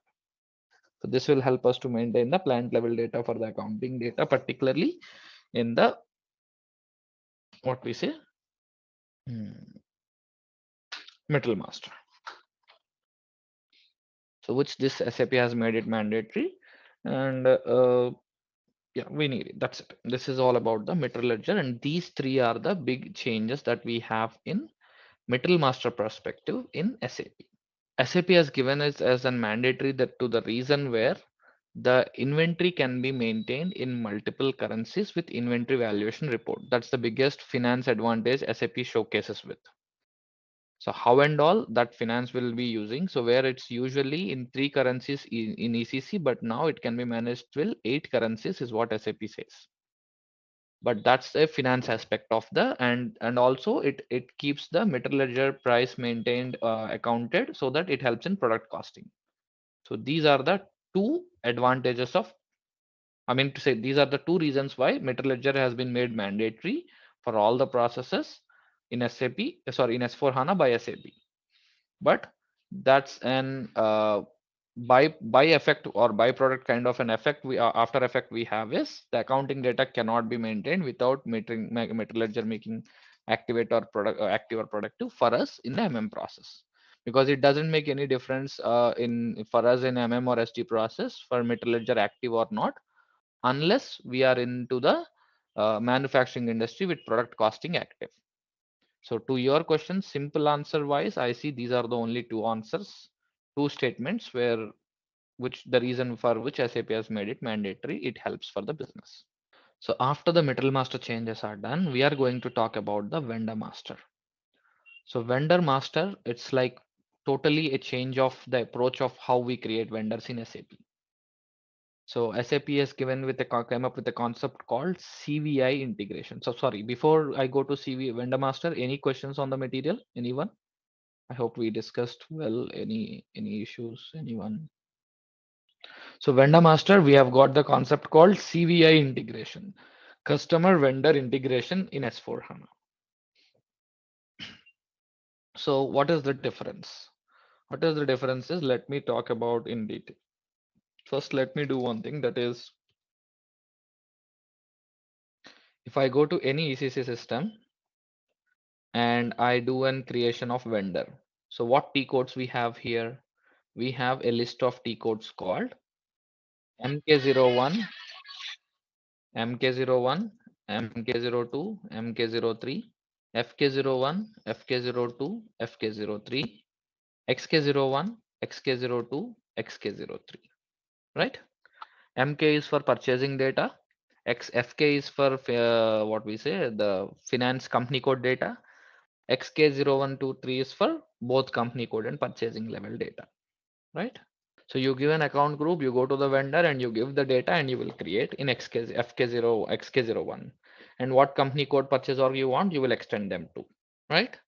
But in S4 HANA, what happened is there is a change that SAP has brought up with, where SAP says if you go here, you go to the T code called XK01, that is obsolete.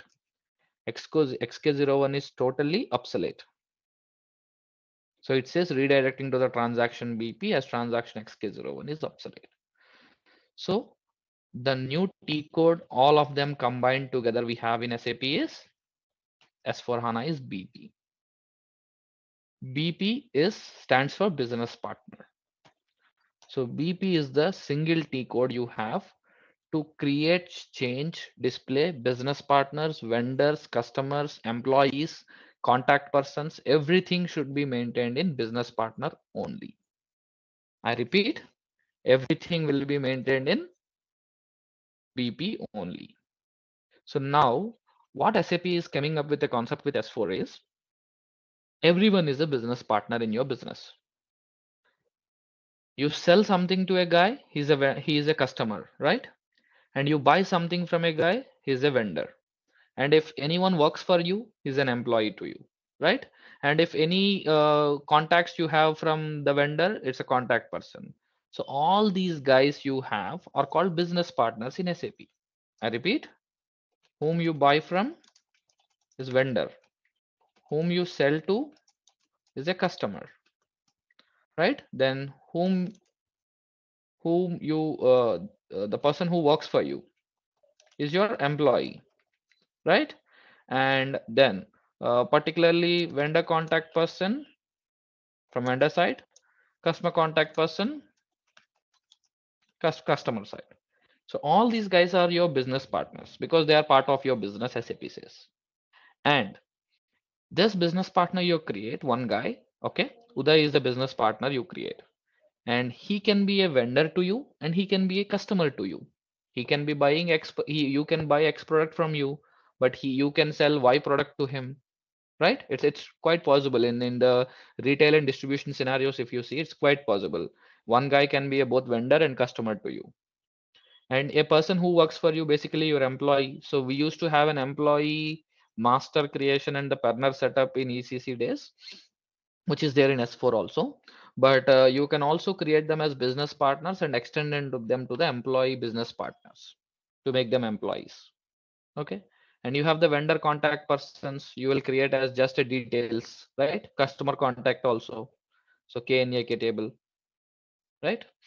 So these all will be created as business partners. But how? There are three categories of business partners to categorize the business partners on their process. So business partner person, business partner with category organization, business partner category with group. So when will you use what? It's up to our business process. So usually as per standard SAP, what we say, best practices, business partner with person category are created with actual persons, natural persons like your contact persons, your employees, right? You will create them as business partners with person. Your employees and your contact person kind of people you will create with BP category person. But who is an organization? Your vendor or customer is actually a company, an organization whom you deal with, right? Will be created as business partner category with organization. But what is group? A group or syndicate of people, right? Maybe you see this latest movie called Pushpa, you understand, right? They call it as a syndicate. Of course, before that also you might have heard. So syndicate is group of people work together for a common business aim, right? So a group of people or companies together. So in that case, business partner with category group, right, can be used. So business partner, so when do you use what? So like you want to create a vendor with the business partner person, it SAP allows, SAP will not stop, but it's not a right practice to do. So business partner with category person will be for either employees or contact persons. Business partner with category organization is for vendors and customers. Business partner category with group will be for group of either persons or companies together. This is how we have to select and create the business partners first.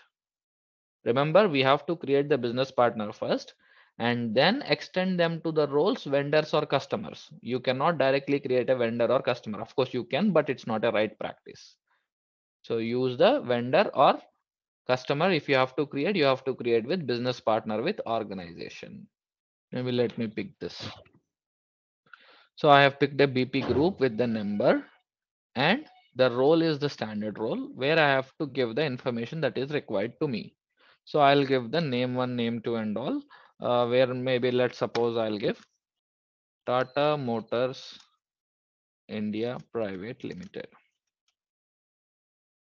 And if I do a check, so every time you create a data in business partner or vendor, you want to check, you can check, because if there is any error, system will show. If no error, system will say, okay, this business partner is error free. And you want to, so you see in the business partner data, only just the name of the business partner is mandatory. Nothing else is mandatory. So maybe I'll maintain some address also. Okay. House number, Tata House. Then postal code 5,0832, Hyderabad, India. And as usual, the data and all what is required, right, with the regions and all you have, that's also same, no change. So let me go and maintain Telangana, right? So you want to maintain in, let's suppose language, right? You can maintain, and communication, mobile phone and fax, email, anything you want, you can maintain. So now this business partner I'm creating, do a check. Okay, it says postal code should have the length 6. Okay, do a check. Is good. So if I save, SAP is creating a business partner, guys, not a vendor or a customer. I repeat, SAP is generating a business partner alone. So this 6011, if you take, you go to /OSC16N and you go to the table called LFA1, system will not show you any data with this because it's not a supplier. So you have to see this in BUT 000 table. BUT 000. If you give the 6011, you will see business partner general data. So with this BP category 2 per organization with BP group, the data comes name 1 and all. Okay, any other information you give, it will come. So BUT 000 is business partner general data. BUT 020 is BP address data. So any business partner address you will give in BUT 020, it comes with an ADRC number. So this, as usual, the ADRC number 30122, you pick and go to the table called ADRC. You go to ADRC, you'll give the address. So you get the address. And you want the telephone and all, it's ADR6, I guess. ADR6 is email. Yeah, okay. We go for this. You see the email address is maintained, email@email.com. And ADR12 is the ADR2 is telephone. ADR2, if I go, you will see that 30122, the number 123456789 I maintain. Right. So this is how just the business partners are created. And this business partner, what I created, right? Let's suppose I come out of this transaction. If I go again to the BP, remember, create, change, display of BP vendor, everything is through the T code BP only. So if I have to find the BP, right? How will I do is, you will have two options. At the top left corner, you see the team here, locator on off. So if you click locator off, then you have to give the business partner, or you have to set. If you click on locator on, so you see this options where the find the business partner with or with person or org any category, or business partners with different options: number, search term, external number, name, address, ID number, customer number, supplier number, and all. Okay. So here you see you'll have an option, give the number what you have. So let's suppose I'll give 6011. If I find with start, I'll get it. Or if I don't want with number, and if I want with something like name, right? If I want to give it like Tata, so usually the Tata, if it's found anything, it will come. Let me do Tata Star. You see it comes up with one business partner found. So like that, with whatever the details you know, you can search with the vendors. So now this business partner I searched, I double click, it will open in a display mode. This 6011, it is opening in a display mode, which I can go to. Here you see change mode. Now this business partner, what I have, I should extend to a vendor as a vendor. But before I do that, I'll walk you through this business partner data. So this is the basic address data we have, right, in vendor. The same way here also we have for business partner. In the address overview, the overview of the address we maintained will come. Okay. And then identification, we'll talk about it later. There is a good amount of identification data we need to talk. Okay. And then control, where it talks about your BP type and then authorization group, then date of origin, and payment transactions, basically the business partner banking details. And status. Status is you have an archiving flag. If you don't want to use, you can archive the business partner. Central block is to centrally block the business partner for to not to use. Not released means this business partner is not released yet for usage. These three will work the same way. And I think where use list not required anywhere. I have not seen. And additional text is some text information SAP gives provides you to do using it. And technical identification, I haven't used any time. This is ID type. Okay, I think this is ID type. This will cover also. Okay, so these are the basic tabs in when business partner you have.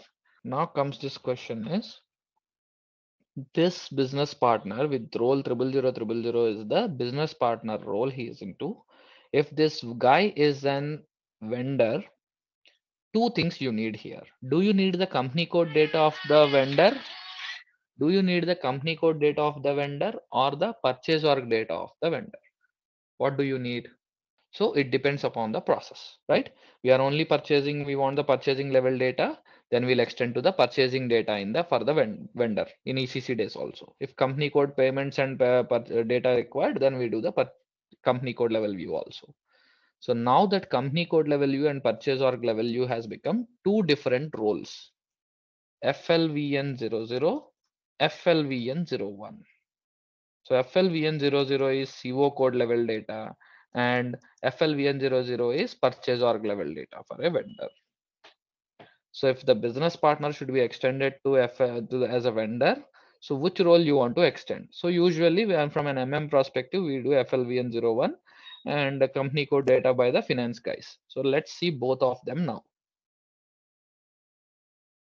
So now in the drop down, you'll have, if you go to FFF, so you see FLCU00 is customer FI, FLCU01 is customer sales and distribution data. So if the business partner should be extended as customer, FLCU0001 roles.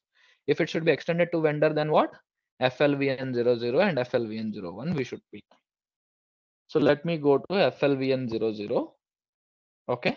So now you see the business partner data like the name one and the address and all should copy ideally. So ideally it will copy. I don't know why this does not happen in this system. So if you give any data in the business partner, right, along with the address and all, that would copy, the address will copy at least to the vendor. Definitely in every system I have seen. With this test system have some issue, but you please fix that okay, the address will copy from the business partner if we maintain. So let me maintain again for this.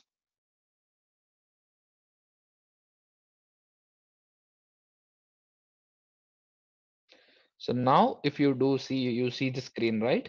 You see all the tabs here and you have here something called general data, FI standard new. Why it's new?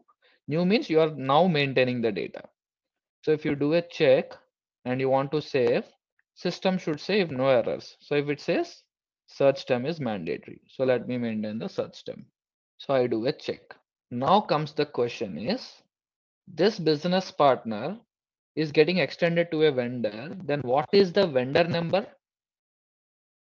Because business partner is technically a different object in SAP, vendor is a different object in SAP. So if you see here something called vendor general data team, in the vendor general data, it would show you that the vendor number is internal SAP will populate and account group is basically VCNU. This is your vendor account group and internal, right? So if you save, what happens? SAP will generate a vendor number. So what is it SAP generated? 147. So 6011 is my business partner and 147 is my vendor. So business partner number and vendor number can be different and can be same.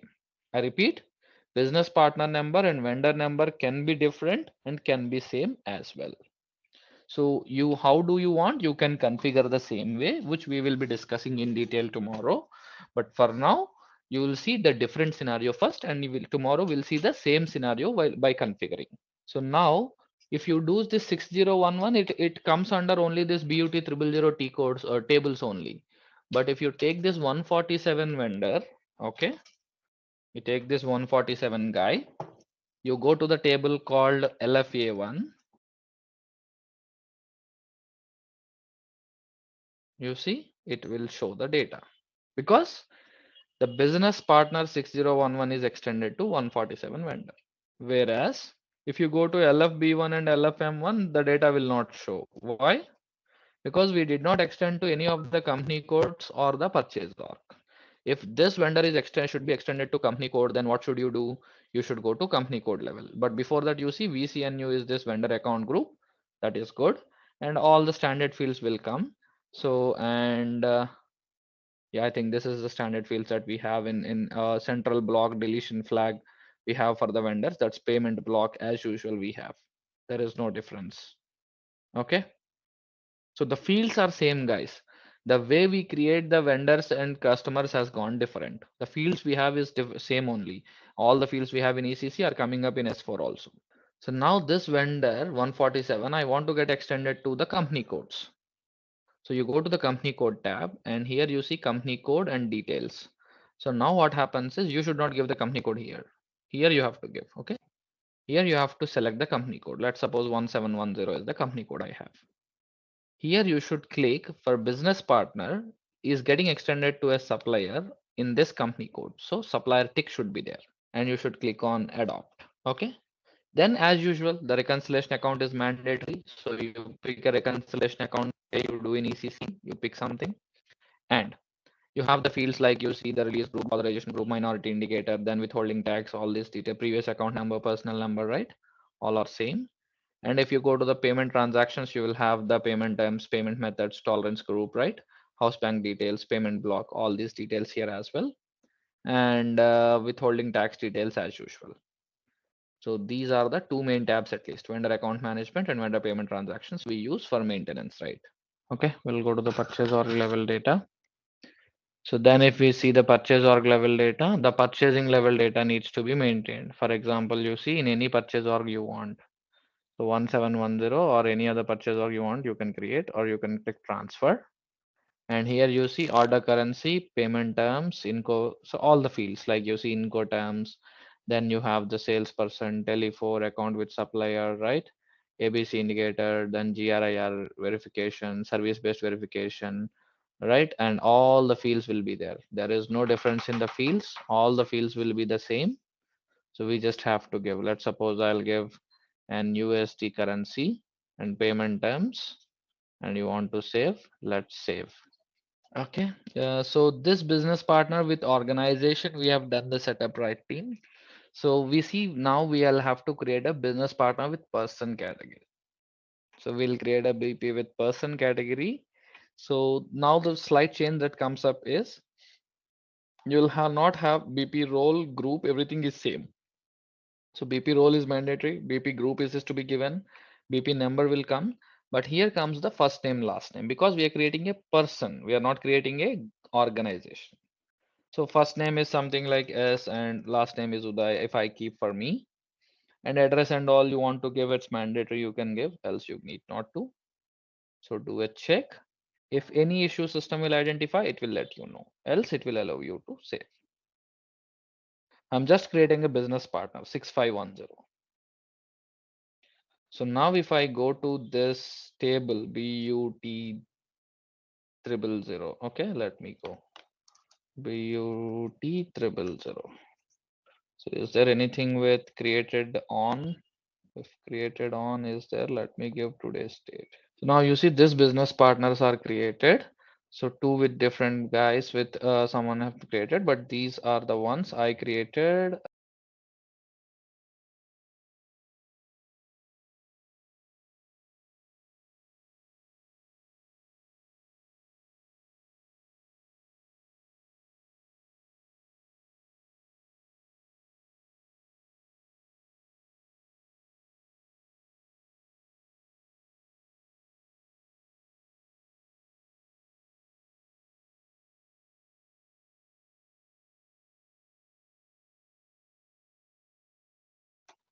So 16 and B to 000. So let me give the number as 6012 maybe, or 6059. What happened? Slash and BP with no number. Let me give a business partner with name, but we are giving as person. So let me give the business partner person with name. So I'll give last name as Uday. So 6510 is the guy I created. So this 6510 should be showing up in 6510 as business partner with category person. 1977 BP category as person. So usually contact persons would be created like this. I repeat, contact persons will be created like this. So how do you assign the contact person to BP? So that we'll be discussing, but maybe meanwhile what I would ask team is to do is we can take a quick maybe 7 or 8 minutes break and come back and do a trial with BP organization and person and with the tables. Then we have different other things in BP identification, relationship and all that we'll be covering in the forward batch as well maybe. So we'll have an hands-on after the break. So maybe we are already past your 22 hours. Okay, quick 9 minutes break is enough. And then probably we'll start with at 11:40 p.m. and start create BP. Okay, with category. All of you create BP with category organization. Create BP with category person. Create BP with category group. Extend. Extend BP with category 2, FLVN00 and FLVN01 roles. So very simple task for today.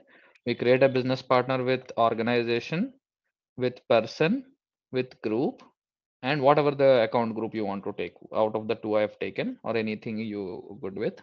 Then with the business partner with category organization, please extend it to FLVN0001 roles and don't go for company code PORG. It's blocking at this moment. Na? So you do this. And once we are done with this and you maintain, then we'll go for the different other concepts. We have at least 3-4 concepts more in this vendor master itself we have to cover. Alright, let's test your knowledge. And here is a question for you. Which of the following best describes the guided buying capability in SAP S/4HANA Sourcing and Procurement? Option A, guided users to find the right suppliers. Option B, provided guided procedures for negotiating with suppliers. Option C, offers guided workflow for procurement processes. And option D, gives buying recommendation based on big data analysis. Take a moment to think, and when you're ready, choose the correct option. And remember, each choice holds a key to unlocking the answer. Good luck and type the correct answer in the comment section.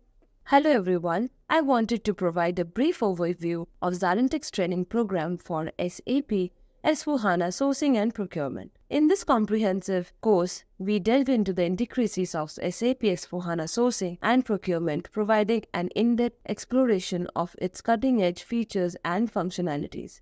Whether you're a procurement professional aiming to stay at the forefront of industry trends or an organization seeking to streamline and optimize your procurement processes, our training is tailored to meet your needs.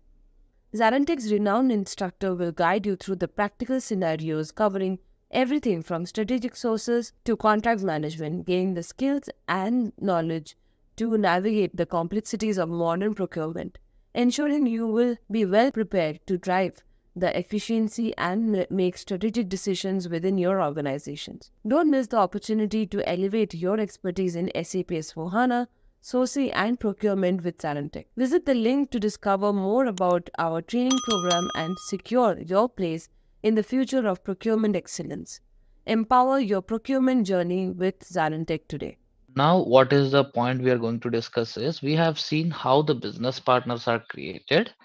Then now we have also seen, yesterday also we have seen how the business partner should be extended to the required roles such as vendors and customers to wherever the process is required, right? So we will also try to see how do you configure the system so that in what way you need the business and vendor setup you will have to do. Okay, so let me talk about it now. So first, we'll talk about how you configure the vendor account groups and processes in ECC first in a glance. Okay, we will not cover that for more, but we will just cover it in a glance that what happens in ECC. So in ECC days, what we used to do, we will define the account groups, right? Let's suppose if I go SPRO, reference IMG,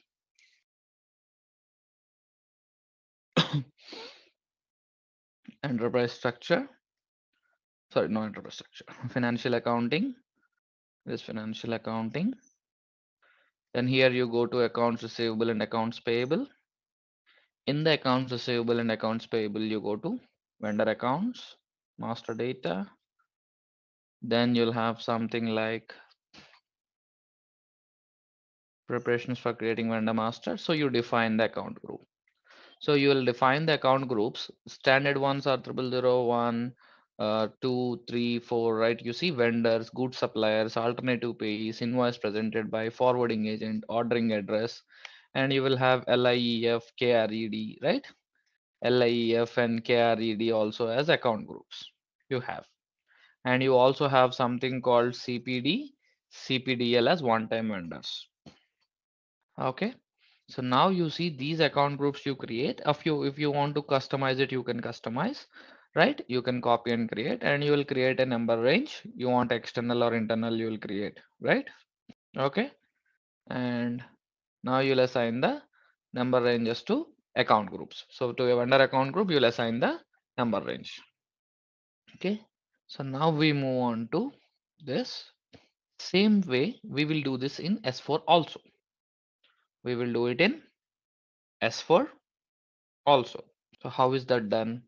Basically, so if you go to, now what should we do is we have a BP number, BP group, right?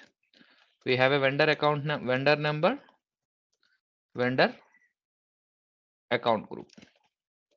So since you are creating the BPs with vendor, since we are doing the BP number and you with a group you are creating, so we need to set up this, and we are extending the business partners to vendors. So you need a vendor number and vendor account group which it is created with. Same way, if you want set up with this thing, customer name for customers, customer number, customer account group is also required. So now what are we doing is, okay, we have to first set up a BP number and BP group if you want, or you will set up a vendor number and vendor account group. So first we'll do a vendor number and vendor account group. Well, let's do a custom account group, okay, in S4 HANA. So there is no change in the way you do the vendor number and account group setup from ECC to S4. I repeat, There is no change the way you will do an vendor number and vendor account group setup. Go to SPRO, reference IMG, go to financial accounting. Okay. With financial accounting, you go to accounts receivable and accounts payable, supplier accounts. It was vendor accounts in ECC. Now it's called supplier accounts. With master data, you go to preparations for creating supplier master data. Okay. So now you want to create an vendor account group. So let me pick any Z1 to start with. Okay. So let's suppose I'll go with ZUD1. Okay. ZUD1 is an account group I have. ZUD1. Oh, why is this gone? Vendor account check. Vendor account group. Okay. I'm creating a ZUD1 as my vendor account group. Okay. Where this vendor account group is, and if it's a one-time account, we'll have to tick it. If not, okay. Okay. Then you save. So vendor account group is saved. So this ZUD1 vendor account group, let me store ZUD1. Okay. And this ZUD1 vendor account group, what we have, we'll have to create a number range. Go to the interval and pick a number range that is required. So maybe let's see if something I'll show you, like you see 01 to 1 to 100, 10 number ranges there. This is an internal number range. I repeat, the UC is the serial number 01. Instead of creating a new one, I am picking an existing one. Okay. Instead of creating a new one, I'm picking an existing one. So if you want to create also, it's the same way. So you see 01 to 100, 10 is the NR status. So I'll pick this 01 number range and I will assign it to my account group which I created. Assign number ranges to vendor account groups. So ZUD1 I'll create. So I give my number range called 01. You can pick from here also. It's an internal number range. Okay. With S serial number as 01, 1 to 100 as the internal number range.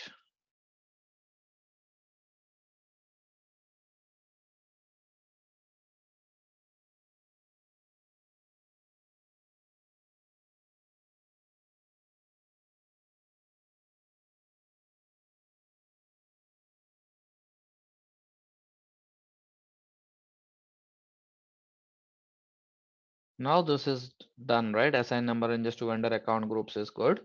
So this is not enough because we are not directly creating a vendor from XK01 in S4. We need a BP group and a BP number range also. We need a BP group and BP number range also. So now what will you do is close this financial accounting since the vendor account group setup is done. Now you go to cross application components. Where will you go? Cross application components. Here you will have SAP business partner. Okay. Business partner, basic settings. Okay. SAP business partner, basic settings. BP row, then you will have something called number range and grouping. Number range and grouping. So you will create your BP number range and group. So what is my BP number range and group I want? It's up to me. So let's suppose I will create a number range and then later on if I want to do a group, we'll go further group I can go.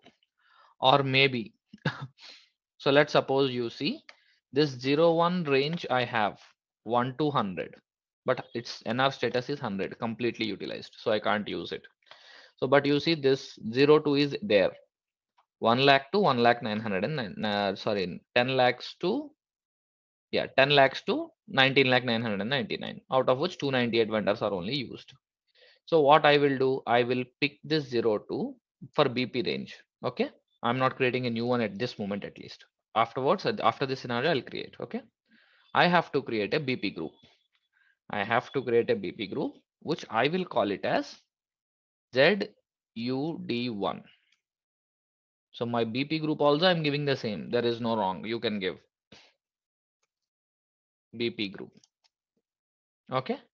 With number range 02, I'll pick. Okay, enter. So what am I doing? I'm creating ZUD1 is BP group also with 02 serial number with 10 to 19. Just for understanding sake, I kept like this commas guys as the number range. This is also internal. So what am I doing? My BP group is having an internal number range. My vendor account group is also having an internal number range. So the BP group and vendor account group I created same. It's not mandatory that you should create the same 4-digit code. The 4-digit code can be alphanumeric. Anything you want, you can create. So I save. Okay. So I have saved this config.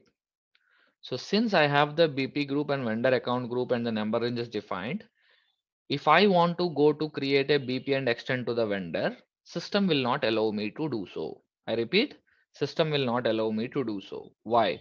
I have to link which business partner group should be created or extended as which vendor as vendor with what account group. I repeat, which business partner should be extended to the as a vendor with which account group we have to define. So before, if we don't define that and you go to BP and try to create a BP, okay, if you try to create a business partner with organization ZUD1, you see ZUD1, if I create, okay, I'll try to create ZUD1 BP1. So if I save, business partner will generate with 1000 series. You see 10 lakh series, 299 is the one got created. Right? All good so far? Now, if you go to the change mode and try to extend to the vendor role. So system should be extended to a vendor role. I'll give the data required. So if you go to the vendor general data, system is not populating any account group and in number range vendor. If you do a check, system gives an error. You cannot create a vendor with the BP group ZUD1. With ZUD1 BP group business partner, you cannot create a vendor. Why? Because we have not configured in the system. So if you have to configure that in the system, what will you do? You will have to go to, you can close this. Okay, you can close the business partner and you see something in the bottom, master data synchronization. So we should go into it and do the config. But before I go into this master data synchronization, I'll wait here for a second. Now if you go to master data synchronization, what are we going to do? With which business partner group, BP group, what vendor account group will be allowed to create or extend as a vendor, we are giving it here. Okay. So this master data synchronization, if you go, you'll go to customer vendor integration, CVI. In this customer vendor integration, you'll go to business partner settings. In the business partner settings, you go to settings for vendor integration. In the settings for vendor integration, you go to field settings for field assignment for vendor integration. In the field assignment for vendor integration, you go to assign keys. Then you will define the define number range assignment for direction BP to vendor and define number range assignment for direction vendor to BP. So basically, if you see in the master data synchronization, you have customer vendor integration in the which you'll have BP settings, then settings for vendor integration, then you have assign keys. For assign keys, you'll have define number range assignment for direction BP to vendor or vendor to BP. So we will create usually the BP and extend to the vendors. So we will always define the number range assignment for direction BP to vendor. But for data loads, there might be like they will push from a program perspective. So in order not to go wrong, we will do the direction for vendor to BP also the same. So go to define number range for direction BP to vendor. So here you click on a new entry. You will see the option called BP grouping and vendor account group. With you want a same number or a flexible group options. So if you decide, you will give ZUD1 BP group. Okay. Here you will give ZUD1 vendor account group. Okay. And if you want a same number for BP and vendor, it will not come now. If I save, it will not come. Why? The number ranges for grouping ZUD1 and account group ZUD1 are different. So if you keep the same number range maintained for both BP group and vendor account group, then if this same number tick is done, then only the business partner will be created with the same number with vendor account group. So how is that done? I'll show you. But now you see at least the ZUD1 BP group is assigned to ZUD1 vendor account group. It will allow you to convert one BP into different sorry to as a vendor role. So let me go out of this screen. Go to BP again. So ZUD1 we have a BP. So now let me go to the change mode and go to FLVN 010001. Any role is fine. Okay. Now you go to the vendor general data. You see ZUD1 account group is coming because ZUD1 BP group is maintained to ZUD1 vendor account group. System is coming up. And let me maintain the system also here. And if I save, this business partner will be extended to a vendor with a different vendor number. You see, 9 is the vendor number coming up. So BP number and vendor number are different. So if BP number and vendor number should be different, then you can create your own number ranges for BP and vendor the way you want. And we'll be trying to create an second scenario, which is the most common scenario where the BP and vendor number will keep it same. So unless the client specifically says a business reason why they don't want the BP number and vendor account number same, like they ask, okay, I want a different BP number range and a vendor account number range. Till then, we don't create any different number ranges. So also we will create the BP group and vendor account group also the same 4-digit code. The reason is, so usually most common scenarios in business I have seen, at least to my experiences, we will create now account groups as per the partner functions. VN, OA, IP, GS, right? Is one common scenario we create where the goods suppliers into one account groups, then invoicing parties to the other account groups, and there would be other scenarios are like where sometimes we do domestic and foreign vendors as different account groups, right? And we'll have a different account groups like one time also CPD, which is standard you can do. So this is the most common scenario we use. And other than this, what happens, right? So this is the most common scenario we will have with which we will work upon. And then the same ZVN or ZUDN, whatever the naming convention we want with the client, we decide we'll do. So BP and vendor account group can have the same account group, but it doesn't mean that it should be same mandatorily. Okay. So same number range if we have to do, how should we do? I'll tell you a scenario. So scenario 2 we are going to talk about is how if the same scenario, same number range is required, how will you do that? So the first thing we'll go do is vendor account group. Okay, let me go to financial accounting.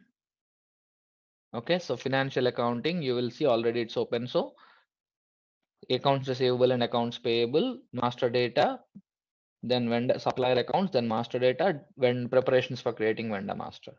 So define account group with screen layout. So I can copy an existing one or create a new one. So I'll call this as ZV11, sorry, ZV00. My account, mine. So I'm following this range. Okay. So my user ID I was given is MM00, right? So let's suppose I'll start with 00. Whoever the user now will go on create with the unique users we have, right? 15 unique users. Like you have 1, 10, 11, 22, 15, 17, right? So you follow that range. So it will be no confusion we have. So account group ZV00 we have. So ZV00 is what? Vendor account group. Okay. So ZV00 is the vendor account group I have in this system, which I will use to create now. So now I'll save this. So after this ZV00 vendor account group setup is done, you'll create your number range. So be very careful before we create the number range. Now we want the same number as BP. So let's pick a number range and follow that sequence. 61 to 65. So 65 to 7, 67, 67 to 7,000. So let me see if anything after 7,000 is there, or if not, I'll use the 7,000. 7,000 to 7,100, 72 to 7,300. In test systems, of course, this is an experienced group, so please don't mind me saying, but still have responsibly maintaining the number ranges of 10, 20, 30, or max of 50 or 100, because we definitely know we are not going to create anything more than 10, 20 vendors in a batch, right? So that it helps everyone to practice well. So please do that is my ask. So you see 7,500, 8,000 is also the max used. So let me see if after 8,000 we have any. We have 8,100 to 9,000. You see, this guy is never gonna create 1,000 vendors. Unnecessarily, it was blocked. So that thing, let's not do that. So let me see if anything after 9,000 is used. Okay, 9,000 to 9,999 is also used. Let me see which one we can pick. 51500 to 51600. Okay, let me pick a unique series then. Instead of this, let me pick this. 35 to 4 series is also picked. 5 1 1 2 3 4 5 6 7 8 9 10. So it's a 10-digit vendor number we can do, right? 1 2 3 4 5 6 7 8 to 10 I'll use. So from there on, 10 to 20, 11 to 20, 21 to like that we can use. You see, 20. Like that we'll try to use. Okay. So what am I creating is a number range 51 all zeros to 5110 20. So that's a bigger number range, but yes, everyone, there's a very big number range people can use, right? So please use that. So I'll create my own number range. Okay, I'll create my own number range with serial. So I'll start with Z1 series. Okay, Z1 series I'll call. Maybe if T is empty, maybe I can do a T series also. Yeah, T series with TCS. Let's start a T series. Okay, I'll do my one as T0. Okay, so just to start with, but here this time I have to give my number range as external. Remember, my vendor number range is external. I'm giving why? Because business partner is creating a vendor. Remember, technically in business partner BPT code, we are extending the BP to vendor. If we want the same number range, SAP believes the vendor is an external to the BP. So we need to create the BP with an internal or external what you want, but vendor as external number range. So now you save. So I'm creating, you see, there is no block. So I have created T0 as the number range with serial number. So now you go to assign number range to vendor account group. So you go this ZV00 and assign the T0 number range that you have created. T0. Okay, save it. So what is done so far? ZV account group, right? So ZV00 is created with this number range, this external number range with T0 as the serial number. So now you have to go to business partner. So if you have to go to business partner settings, how do? You close this financial accounting, you go to cross application components. In that you will have SAP business partner. Open the SAP business partner and business partner. Right, in the business partner you have number range and grouping. So first you have to define the number range and grouping, which should be exactly similar. Okay, remember team, we should be having the exactly similar one. So you should have the T0 series serial number. Okay, T0, it's same. Now you want external or internal for BP, it's up to you. You want SAP to generate or you will generate. So I can keep it internal and click enter. It should not be overlapped. You see, if it's overlapping with GS, what is GS? GS is saying this is the heavy one they blocked. You see, 4 all zeros to 777. Why? How can these people block this? Yeah. So let me come out of it. Let me adjust the number range and go. Okay. So GS, let me edit it.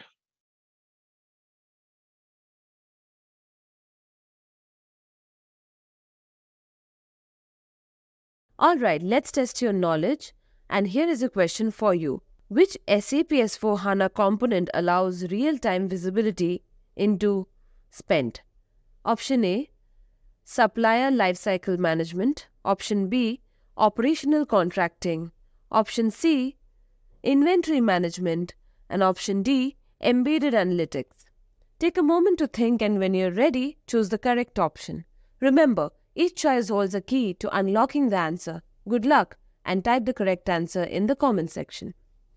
Now you go back. It's saved. So create your own. That is T0. External, internal, it's up to you. So now there is no error. You save it. Okay. This T0 number range you should assign to your BP group. So I'll create my BP group as ZB00. My BP group is ZB00. Okay. And my number range is T0, which is internal, not external. If you want external, you can keep it. It's up to us. So now you save, right? ZB00, ZB00 with T0. Same. So what I'll do is ZB00 BP group with T0 as serial number. So remember, serial number and number range both should be the same for BP and vendor account group. And vendor account group should have external number range tick, whereas when BP can have internal or external number range. It's up to us. Now the BP setup is done. So you have to go to master data synchronization. If you go to master data synchronization, right? In master data synchronization, you will see customer vendor integration, setting business partner settings, settings for vendor integration, then setup, you see assign field assignment for vendor integration, assign keys, define number range assignment for direction BP to vendor. Here you should click on the new entry and you should give this ZB00, the ZB00 BP group, ZB00 vendor account group. Okay. Same number tick. So if you keep same number tick and enter, system is allowing now. You see, because the vendor account group has the same number range with serial number, BP group also have the same number range with serial number, and vendor has an external tick. Now same numbers is allowed. So you can save the same numbers. This is the config we do. There is something called flexi group, which I have never used, but something like for multiple account groups, you want the same numbers flexibly. That's something SAP says so with that. So you see, enable flexible grouping for suppliers. Enable, you cannot select same numbers and flexible grouping at the same time. That's for sure. You want the same number and you want a flexible is not making sense. Same numbers require the strict mapping of business partner grouping to the supplier account group, including the validation of matching number ranges. By default, the system displays the existing group mapping as changeable value.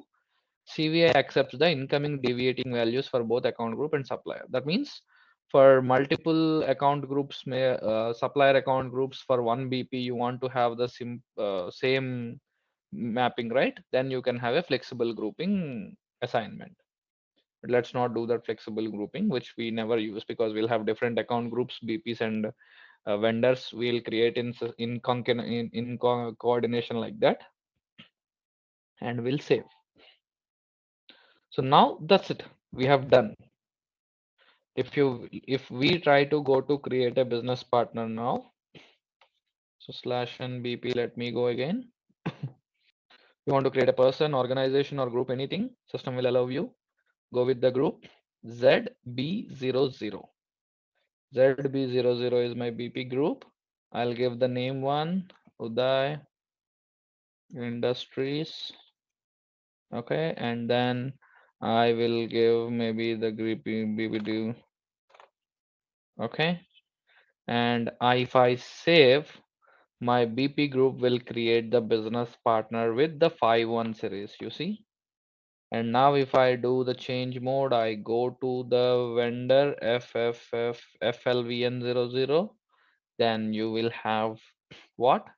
You will also have the details to be given. And okay, now you go to the vendor general data, same number, you see, same number it comes up, and you save. Language key has no entry, probably couple of came up. So let me delete one, and now it allows. Search term is mandatory. Let me do a search term. Now you see this vendor has been, business partner and vendor has been created. You see, this is how the business partners should be extended to vendor account as vendors with this setup. Where remember, vendor account group should have the external number tick. Okay, and you should also have the BP number range, either internal or external. That tick or how the setup needs to be done, it's up to you. This is what we have done. We extended to the BP to vendor, right? So BP to vendor is done, but now you want to move the same BP you want to create as a customer. So the requirements usually come up in case of distribution and retail businesses. I repeat, distribution and retail. So it's not a pure IS retail solution I'm talking about. There would be distribution companies where we implement SAP, right, to the which are not manufacturing alone. So in those businesses, you will have the BP as a vendor and customer also. Like they'll buy from the same guy and they'll sell to the same guy also. That kind of scenarios I have seen in past. So now what happens is basically you will have a vendor and customer, right? So though if in those cases, how should you do is you should create the same setup for customer also. So for suppose if I go, let me close this. Okay. Let me close this cross application settings. You go to again financial accounting, but this time not to supplier accounts. You go to customer accounts. In the customer accounts, master data, preparations for creating customer master data, you should create a account group. What account group you create is up to you. So maybe I'll create ZC00, ZC00 customer account group. Okay, save. So this ZC00 customer account group,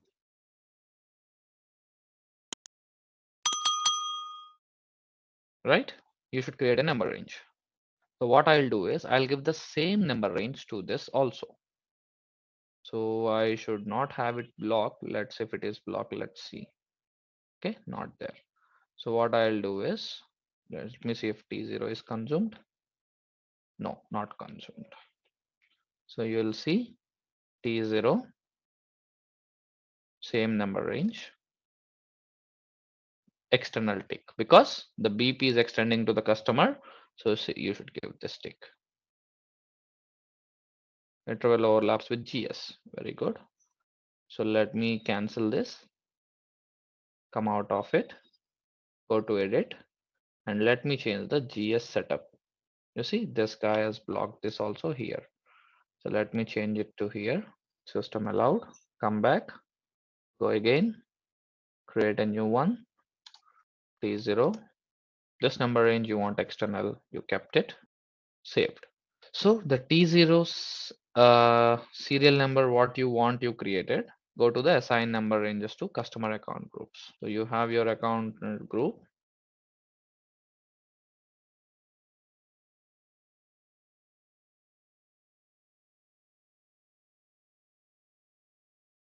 So to this customer account group, the number range is assigned. So it's very similar the way we have that for vendor.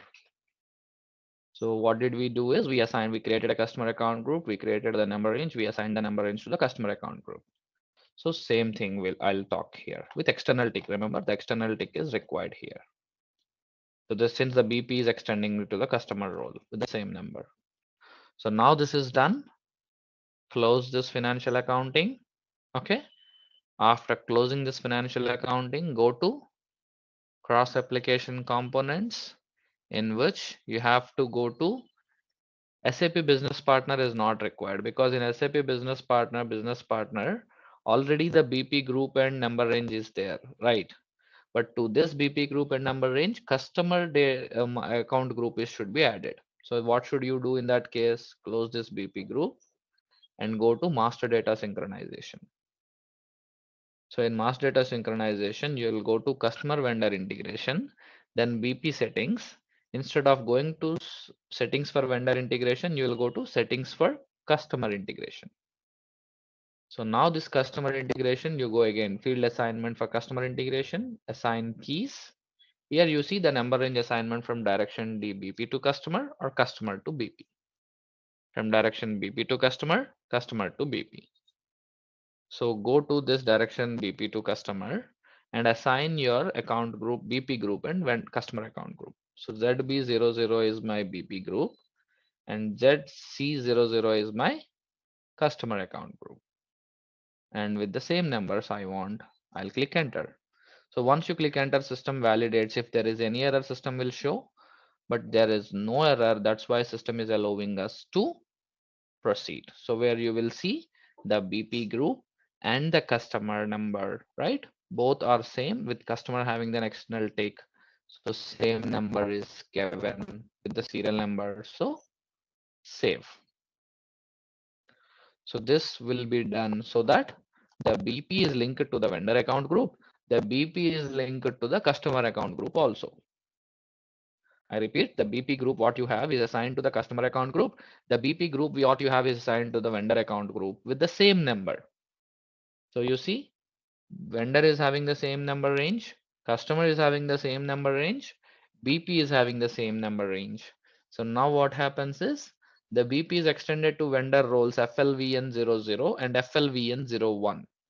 Now, if it's a customer to be the BP should be extended as a customer. If this guy is also a customer to us, then you will have to extend that guy to, let's suppose, let me do 5 1 star. Okay, I take this Uday Industries. So now I'm the change mode. You see, if the role is maintained, it shows like maintained. If it's not maintained, it would show empty like this. You see, FLVN00 is maintained, FLVN01 is empty. The same way, if you go business partner general, it shows it's already there. So now you will go FFF FLCU0001. What you want, you can go. So if you want to create it as a customer, yes, you will see the same details that are required to create a customer would be asked. Okay. And if you go to the customer general data here, you will see ZC00 is the customer account group with which the customer number is created. You see? And if the sales and distribution data is required, you'll go and extend it to this customer sales area. So the same orders, shipping, billing, partner functions, all the data would be there. And if you go into this FLCU00, it would be the company code data, where in the company code data, all the customer general data will come again. You can see the details, and you want to extend the company code level for customer master, you can extend with the reconciliation account, payment details and all. So this is how, okay, this is how the vendor account groups and customer account groups with external number range should be set up and linked to the BP group so that the business partner can be extended as a vendor and customer. This is the CVI integration. So everyone is a business partner, and whoever is being extended to whoever is working as what role, that role will be assigned to the person. So if the business partner is there, the business partner is the guy who will be what we say. The business partner is the guy. If he's a customer, we'll extend to the FLCU 0001. If he's a vendor, we'll extend it to the FLVN 0001. These are the predominantly used roles in a vendor and customer space. But there are other roles as well, like you see, bank customer, private company account holder, prospect, commission clerks, agent, sold to party, ship to party as roles, right? Carriers, right?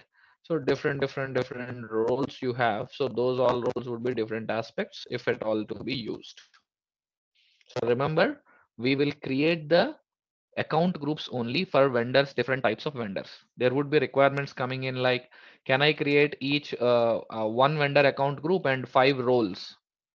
Okay, there would be requirement coming like one account group I'll have for a vendor. If it's VN, I'll have one role. OA, I have one role. No, that's not a correct design. Vendor, company code, and PORG level you want, you have to use this roles as SAP gives. And you want any vendor, what different account groups you want to identify in your business with, go with your account groups only.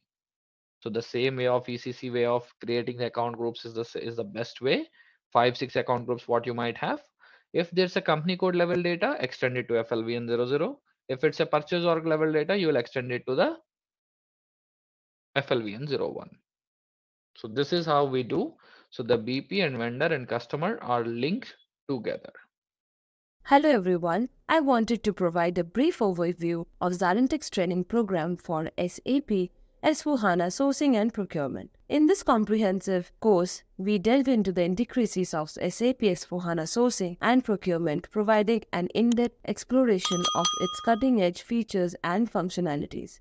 Whether you're a procurement professional aiming to stay at the forefront of industry trends or an organization seeking to streamline and optimize your procurement processes, our training is tailored to meet your needs. ZaranTech's renowned instructor will guide you through the practical scenarios covering everything from strategic sources to contract management, gaining the skills and knowledge to navigate the complexities of modern procurement, ensuring you will be well prepared to drive the efficiency and make strategic decisions within your organizations. Don't miss the opportunity to elevate your expertise in SAP S4HANA, Sourcing and Procurement with ZaranTech. Visit the link to discover more about our training program and secure your place in the future of procurement excellence. Empower your procurement journey with ZaranTech today.